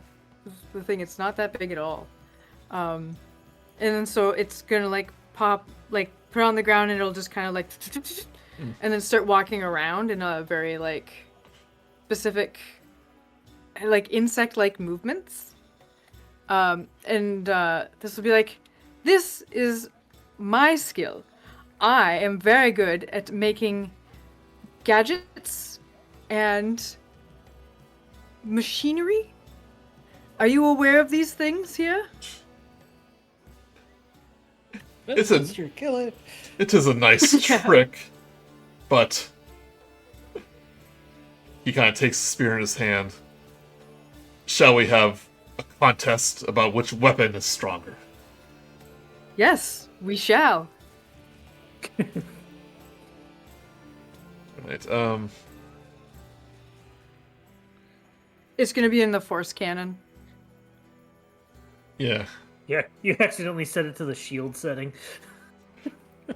We all have temp HP. The chief. I wanted to see like an archery thing in which he ends up throwing it, it gets stuck in there. All right, let's see how well your aim is. And then just flamethrowers the entire Yeah, thing. so Diego goes, think very well. You may each choose a target in this hall that the other must strike with their weapon. I point at the little kid that tried to get. No, I don't. He is pretty quick. Skrilla will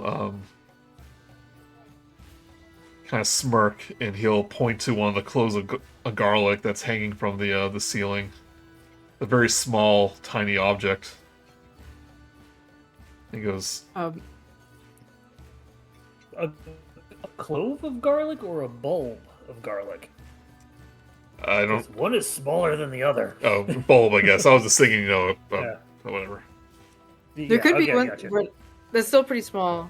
Yeah. But in order to shoot it, I have to shoot through the ceiling. Is the thing I'm worried about. Yeah, if you miss, it may make a. I mean, even if it hit it, though. No, I'll be a little Well, more. it's not I'll gonna be a little more stop it. fair. Rewind No, a no, little it's bit. not. It's not so much about the size of the garlic bulb. I'm just worried about hitting the ceiling. No, okay, so I'm going to rewind a little bit. The chief, since you're both doing it, and it has to be fair, she'll choose a shield that's on the far end of the the building of the hall. I was really close to just taking the bulb of garlic, putting it on my head, and standing at the door. So this will be Both of them. let's see here, a small target. It's like a bracer or whatever. Right, he will lift up the spear. Make sure everyone's out of the way first, and he will give it a throw. Rolls a 23. It pierces the wooden shield.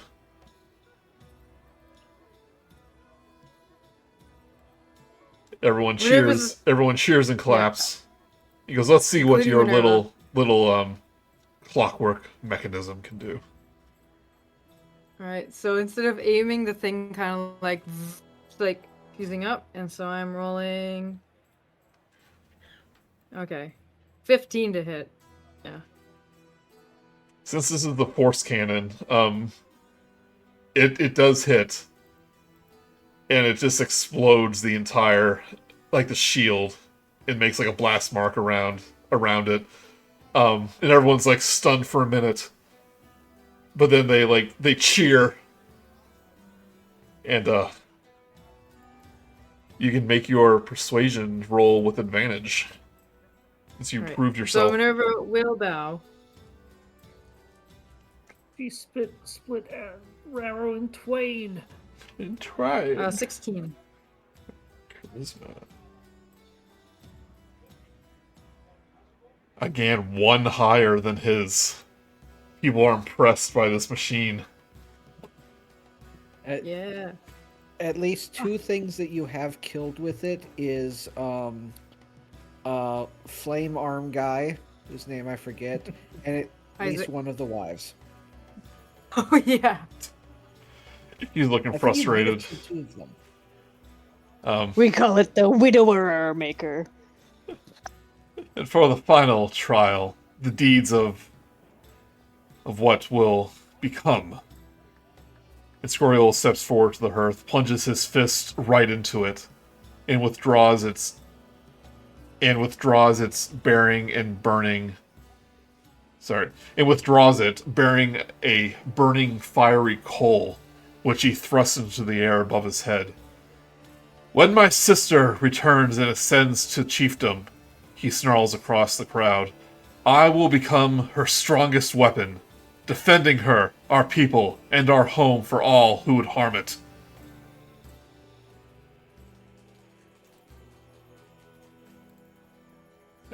What's the room read on that one? Yeah. Just murmurs and a golf clap. Who has a everyone's passive perception. 12. 14. 14 as well. Minerva and Grude and Vio, you're probably too blacked out to notice. You notice that as he's bearing this coal in his hand, you see him flinch. Wait, is this the guy that's been a little bit snotty this whole time? Oh yeah, this is Scorlo. This is the one doing the contest. Mm-hmm. Okay. Do you say anything though when you notice that? I don't say anything. He then will Um, oh, yep.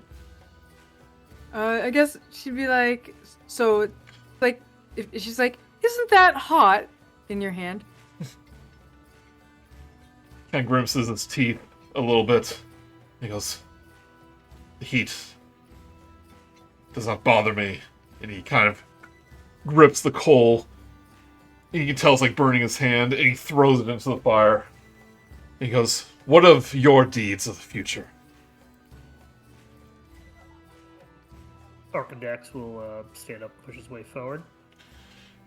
He's going to go up to the general area where he is. He's going to take out the Spear of the Huntress and stab it into the ground. And just plainly say, I plan on slaying the Shadowed One. Spear snaps in half. Split the spear in twain.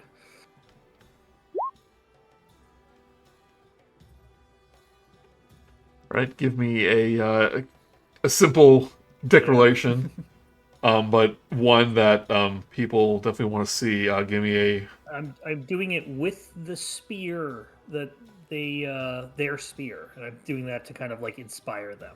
That's my intention.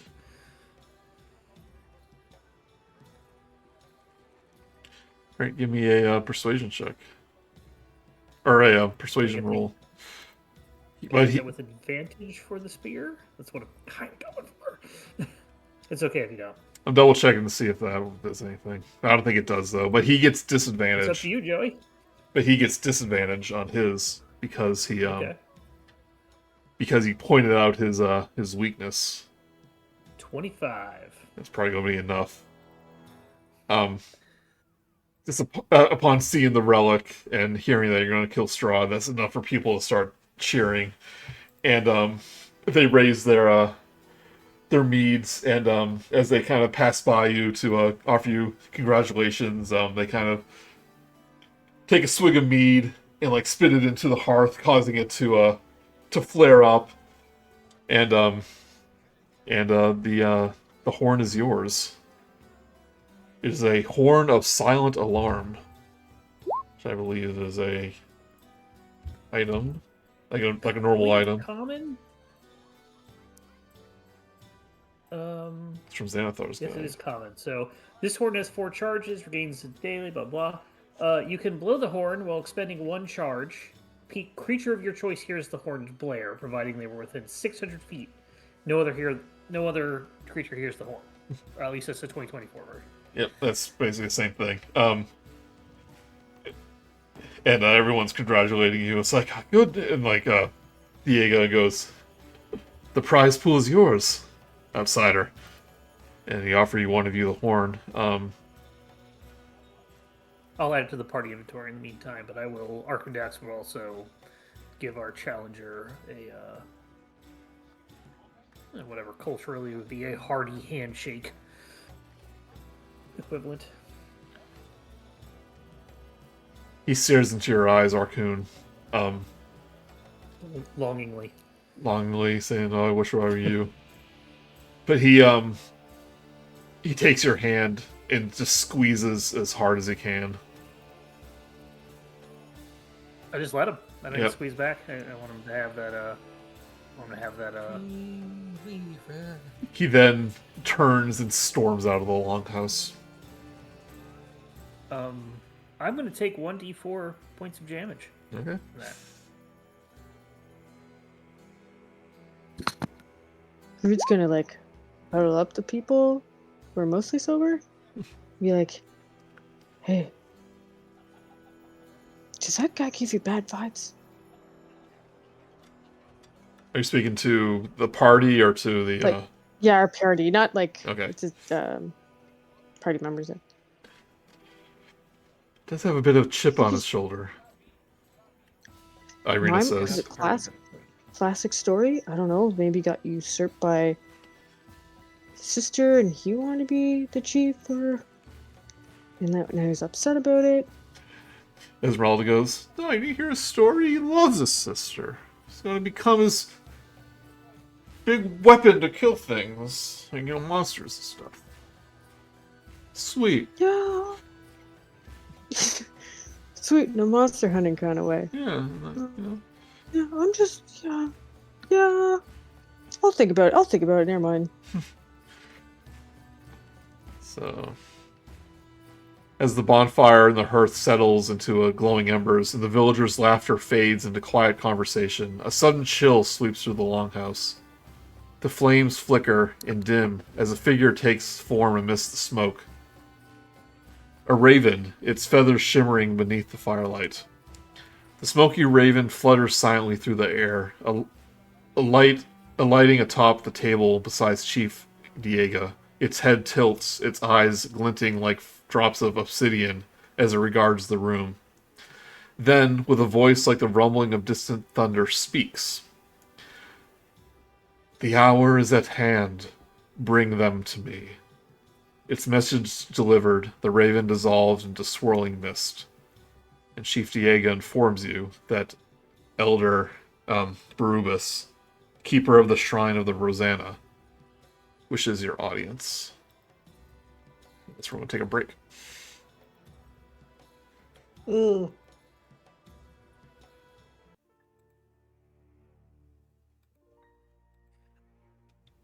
okay. So we should probably sober up Yeah, the party sober members before we fast. meet the elder. Yeah, just say he's got some incense that cures poison. There you go. He sobers up. All right, I'll be right back. Right, I'll make some tea. Amco games. You know what? I wrote down Somo for this guy's name. Is actually his Como. Oh, oops. Like Perry? Perry the Como? That's what his brother calls him Yeah. to tease him. Calls him Somo. Yeah, but Como, after you get the invitation, he invites you to be your guide to the cave where the elder stays at. Be your guide, be your guide, where to the tunnels where our elder likes to hide. The Shrine of the Rosanna, which is the name of the Ladies Three, is located at the western edge of the crater, in a large cavern accessible via a small entrance beyond a copse of pine trees. A copse of pine trees. As Como leads the player, read this. Como guides you down the village's central rocky boulevard, then takes a small winding trail that travels towards the western edge of the crater. The path leads beneath a trio of tall, snow-dusted pine trees, then to a set of narrow, rugged stone steps cut directly into the mountain cliff. 20 feet up, the steps turn and vanish to a small cavern entrance. As he reaches the step, he turns to you and goes, "The elder asked to speak to you, not me. But I wish you luck. And I assure you Minerva that..." says thank you and then looks at the party and is like, why do we need good luck? Is this going to be a trial or something? I don't know. As you ascend the steps into darkness and enter an enormous cavernous space more than 200 feet across. In contrast to the sharp chill of the mountain air, the atmosphere here is pleasantly warm, almost humid. A thick, dark brown loam covers the floor. The thick vines climb the walls, which shimmer with countless deposits of glowing cerulean crystals. Honeybees flit from tall, sweet-smelling hives that dart across the field of verdant flowering bushes, mosses, and small trees. So it's like an ecosystem in this cave here. Itself crossed by a budding brook that echoes with the occasional croaking of frogs and the chirping of unseen crickets. Clumps of soft white mist drift lazily through the air like small puffy clouds, clustering most thickly near the base of the small crystal-clear pool, fed by a narrow waterfall. Grude, you're at home here. This is almost like Yay! how you used to live back in the Forgotten Realms. At the center of the pool rises a three-sided stone pillar, its front marked simply with a three-pointed star. Beyond and above it, a tangle of thick gray-brown roots carpets the wall, which rise from the floor to the stalactite dotted ceiling more than 50 feet overhead. 15 feet up the wall, the massive roots seem to form an enormous face, bearded and wrinkled, with an ancient, wizened visage. It's only when you see the roots just beneath it, rising and falling like a mighty chest, that you realize the face isn't made of roots at all, but framed by them. Its dark gray-blue skin blending with the stone of the wall behind it. You see this.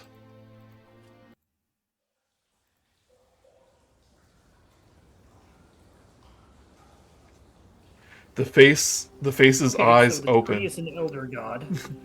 Yeah, it's something out of Elden Ring or something like that, or Yeah.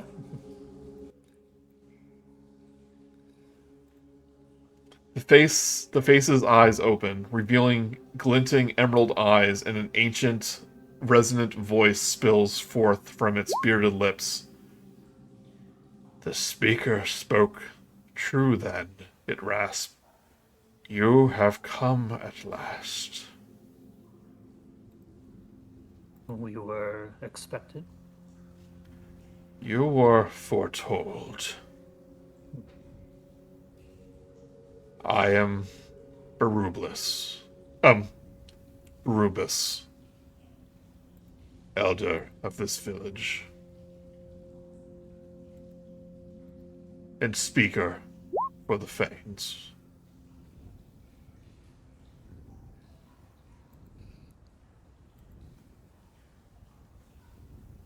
But I must ask you to deliver proof of your identity.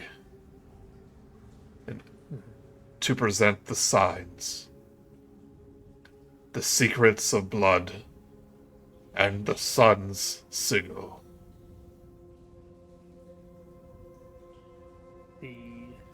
A tome bound in leather, filled with secrets, and the starburst pendant of the long-forgotten god of the valley.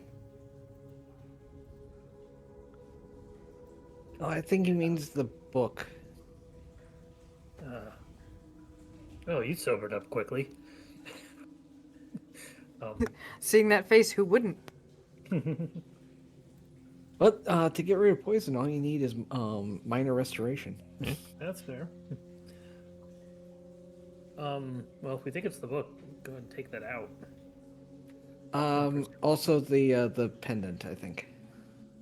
This is the one that the weird cursed one that we found, or? No, the Ravenkind.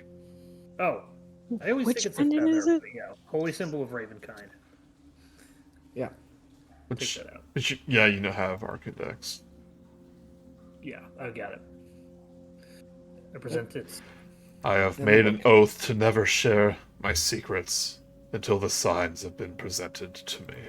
And he kind of eyes the objects up and down. The premonitions were true then.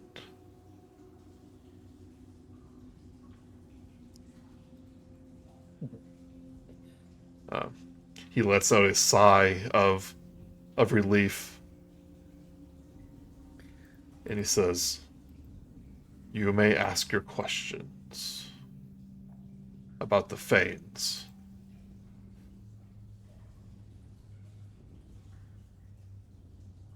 We ask questions about what? Sorry, I'm still struggling with the headset. Um, basically, you answer questions about the Fanes, or the Ladies 3.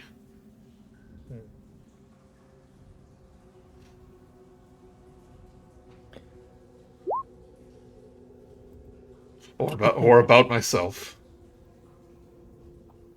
So, do you like me? Yes, or very yes. We, you said we were foretold.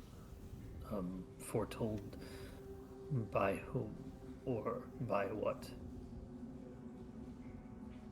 It's a premonition I had long ago.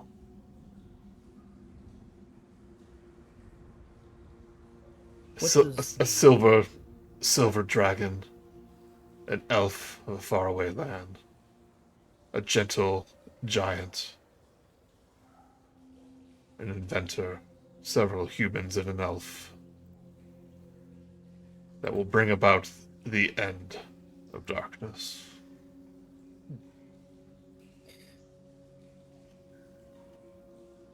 It sounds like we succeed then. That is good news. If you are strong enough. We intend to be. Oh, I believe I also was to show you this. And I'll take out the spear. His eyes kind of lower. He goes, I have not laid eyes on this in a very, very long time. It has traveled a great distance to get here.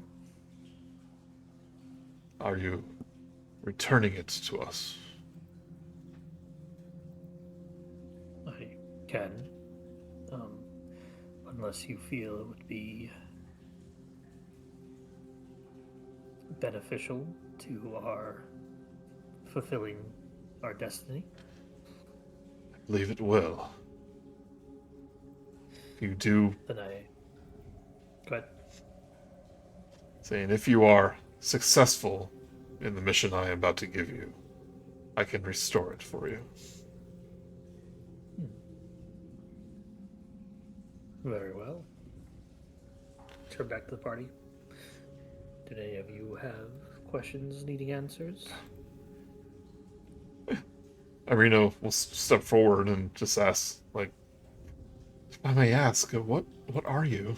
How did you come to be here? And he First, will... I was a little steed. Yeah.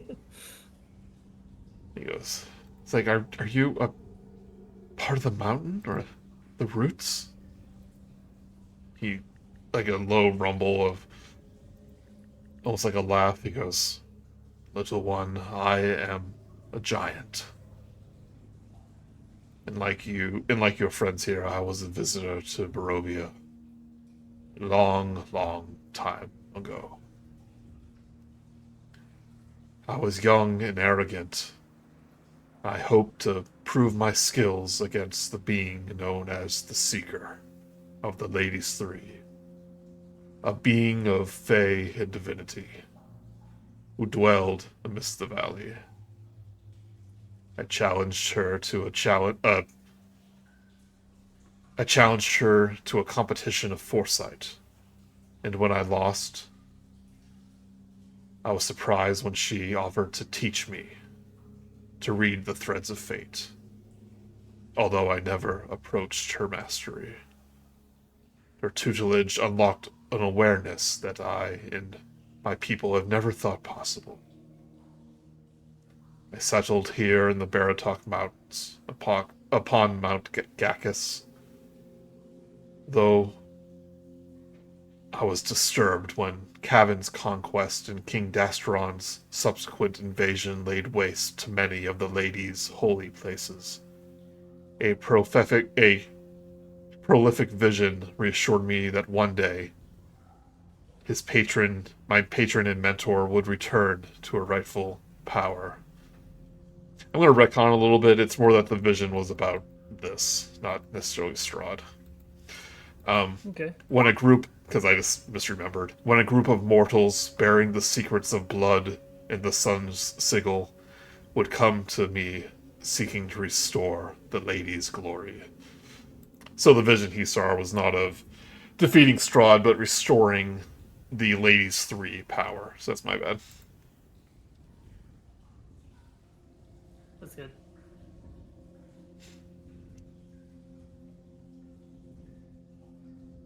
How I became to come here. It's when my daughter, Gria, heard about the Darkened One destroying the village in the valley, flooding the town that you know as Berez. She wanted vengeance for the people there and challenged the swamp witch, Baba Lasaga. Nearly 200 years ago. Well, more than 200 years ago.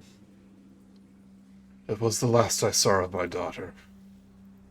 They say that the swamp witch uses her skull, animated and flying in the sky, to watch over the ruins of that town.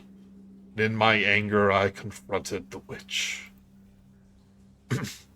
But I was old, and I was frail, and I was overpowered. I returned here in disgrace, but the roots of the mountain sustained me, till my vision came to pass, and you arrived here.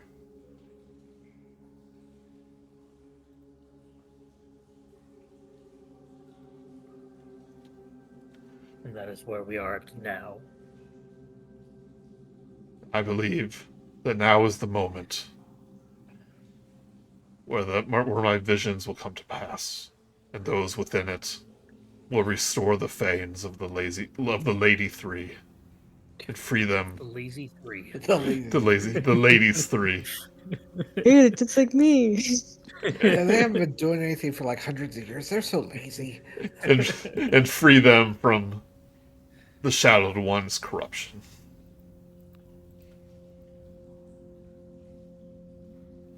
And that is my request to you.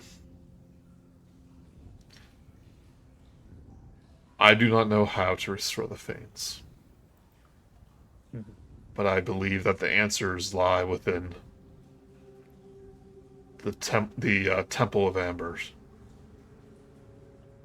The mages that once dwelled there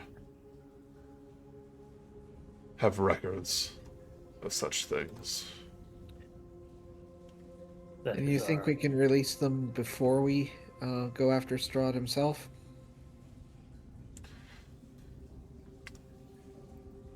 He kind of hesitates for a moment and goes, I do not know the nature of the corruption, but I do believe that the Shadowed One connected himself to the Fanes, and it's what gives him his power over the land. If you have any desire to defeat him, he must be severed from the Fanes. So all that talk of I am Strahd, I am the land was really a lie. It is no lie. Just stealing someone else's power. He is connected to the Fanes. He is connected to the land. Well, since we are going to there, the Amber Temple that is, I guess we will be able to keep an eye out for the Thames. And so the symbols we've seen is a butterfly, a wolf. What were there's like 3 animals as well. And the spider? I believe you are mistaken. The symbols of the Lady 3 is the spider, the wolf, and the raven. Okay. He says in character. Yep. Yeah, the butterfly was a trinket that the other 3 that the 3 were on. Wasn't one of the shapes themselves. Oh, okay. No, it wasn't related to the other 3. I mean, it didn't have the symbols of the other three on it. I mean, Oh, okay. yeah, it was It just was just a wooden butterfly we found. Yeah. yeah. But when he hears you say like that, he's a little confused by why you would think the butterfly was one of the symbols, and he would correct you on that. He goes, There's just so much symbolism, Yeah. and we have no. We're still trying to learn all. Yeah. Like We're not from the here. 12 cultures around here. he just kind of says to himself, "I have not heard the speaker's whisper on the wind since the mist fell, and I so desire to hear it again. And I loathe to seek knowledge from such a profane and darkened place.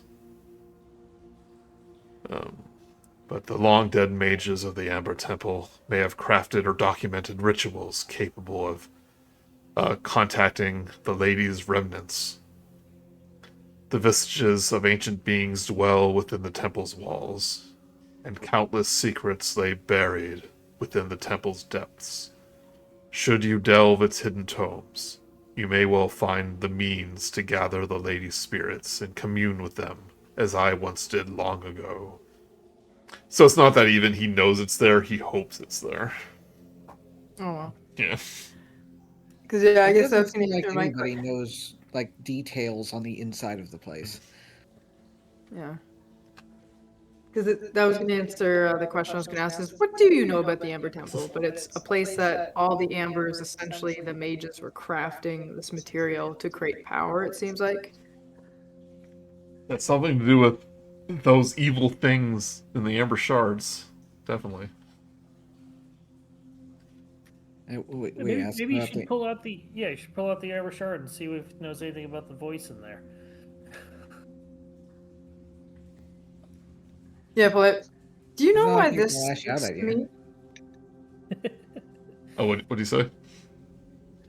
Do you know why this speaks to me? His eyes go wide. Go. Put that away. It is And just puts it back a there. remnant of the evil of the temple. You are unwise to carry it with you. Well, It would it's be- better than having someone else pick it up. There is knowledge in that.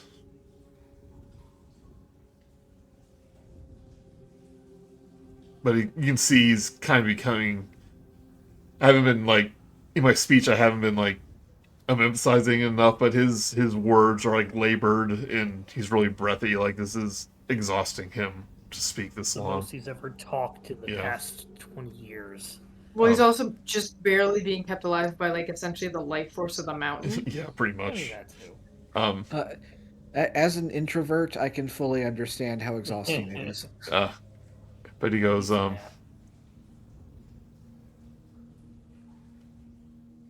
have lingered long past my time, but I believe these roots have sustained my existence for one reason. I am old and bound, but I possess knowledge and strength that may well be used to you.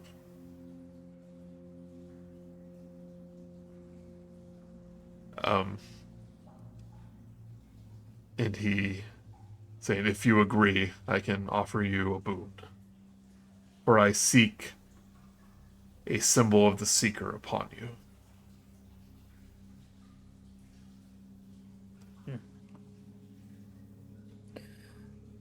I see no reason why we would decline.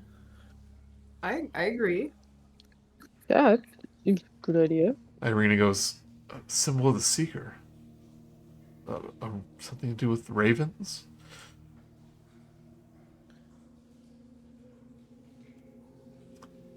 She'll, say, does she mean the whistle of the keepers?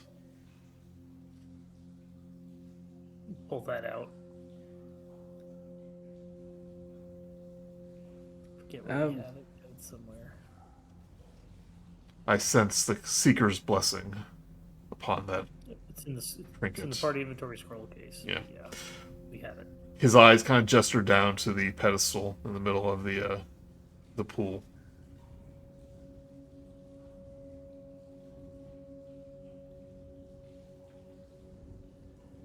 Yeah, he says you. Before that, says you carry the boon of ravens, do you not? So, yeah, he gestures towards the pedestal. Grude mistakes it for all those crows he has in his coat. Yeah. Oh, sorry. Yeah. No, no. Oh, jeez, they got out again. I'll head towards the pedestal then. Yeah, if you place it on there. Whistle. Burbus' eyes close, and the white clouds of mist that rise from the pool begin to swirl through the air, pulled towards the pillar surface. A pale cerulean glow surrounds the whistle, and for a moment, a great and terrible winged shadow crosses the cloud's depths, its fierce cry seeming to echo from the far distance. Then, the shadow is gone, the glow fades, and the mist drifts lazily down towards the earth once more. The whistle remains seemingly unchanged, but he says, "Should you find yourselves in harm's way upon the mountain, blow the whistle. If you do so beneath the open skies, my teacher's familiar shall come to defend you, though this magic will only work once." He says, "The familiar's is a raven named Turtle, which the Seeker invested with great magic and power. Potentially significant magic to rival Strahd himself, while within the domain of the mountain. He never quite enjoyed my presence, but I do not doubt that he would come if I called to him." So the whistle will now summon the familiar. Okay. I'm really hoping this is secretly the Rock. But... No, not Johnson. I want everyone to give me a history check, because this was a while ago.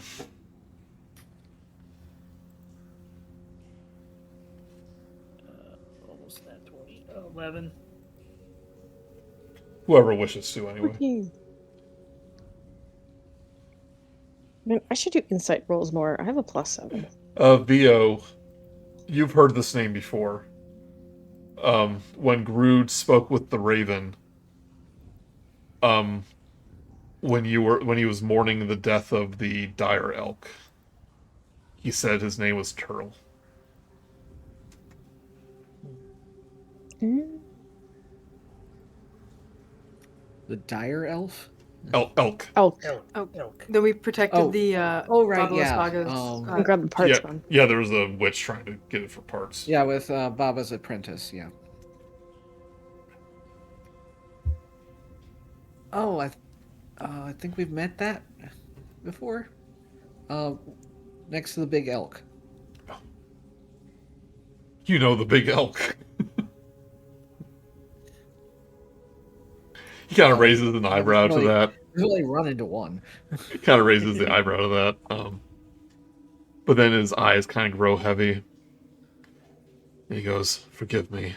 I fear our conversation, and this investor has exhausted me," he says apologetically, "and I must rest. I reserve my strength for my role yet to come." Arkundax will nod and thank him. "Much of my strength goes to protecting this village from prying outside eyes."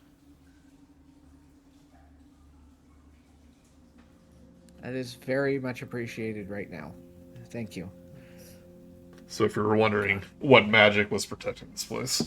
Yeah. I was gonna ask that earlier, but Yeah. more. Makes sense. Oh god, Giant. he dies overnight and Strahd just shows up. Yeah. Go, as he's like drifting off to sleep. He goes, "Go well, and may the ladies guide you through the trials that await. And do not be tempted by the amber's whispers."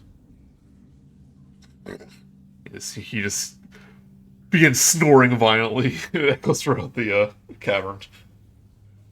Giant tree thing has sleep apnea. We'll, I assume, make our way out. I'm just now imagining the Deku tree with a CPAP. I was also wondering. It's like a Judd's like bellows. Someone's jumping on. So Como is awaiting you as you exit. As the earth is rumbling below him as he's snoring. The giant's snoring. He goes, I hope you gained the answers you were looking for. Gained a few new questions. Well, the hour's growing late. We can return to our home and you can rest for the night before your journey.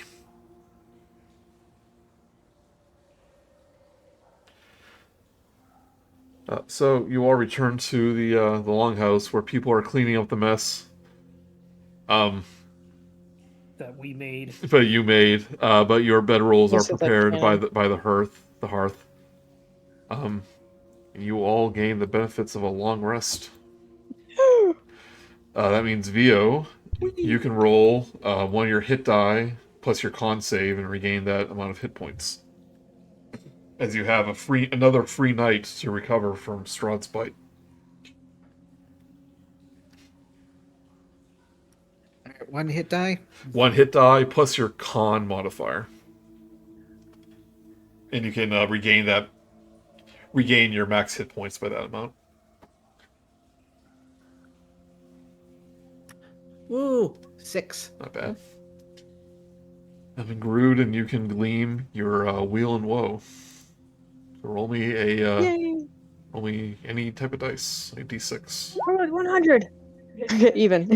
70. That's odd. So wheel. it is another wheel. No, that's even. It's even. 70 is even. 70. That's Because it's true. a 10. I was looking at the I got- 7, yeah. not the thing. Okay, yeah. So That's it, fair. Yeah. She rolled a D100, not a Yeah. D10 with double digits. either way, so if you're doing that logic, then it is A wheel. That's right. Woe is the odds. Right, yeah, Yeah. I got confused. Wheel That's sounds okay. like whale, so I was thinking bad. Oh. Yep, but it's wheel. And another night means 4 more days that the beacon will be lit. The Arkundax Holt. So everyone regains their hit points. Yay. All that stuff. And that's what we're gonna call it for tonight. Thank gosh we stayed Woohoo. here. Ooh. 96 hours remain. Yeah. Do we level up? Do not level up. Do not level up. Do not level up. Level down. Sorry. Oh, God. You can do that Little this game? sideways. That would be like lateral leveling. Go You only where go they sideways? have- Right. I mean, There's a type of kung fu like grading system, and if you do bad on your exam, you do level down. Cool. Right. I am tired for talking so long. Thank you, everyone. You did a lot of talking this good game. one, Joey. That was mostly you on this one. Yeah. Yeah, that was just a ton of like explaining stuff, but also like keeping it fairly like one. It felt like different characters telling the stories and stuff, which is always cool. And Yeah. two, putting up with our shenanigans. And we found the village with the weirdest names. So that I kept mispronouncing because it's weird. All right. Thank you, everyone. Thank you. Yeah, Amber Temples next time. Yay, we get to see what this is. Unless we want to go back to Arkundax. We can do that. Wait, Then why we don't we get just there and it's go, green. let's go back to the haunted house that doesn't exist anymore. Yeah, that was fun.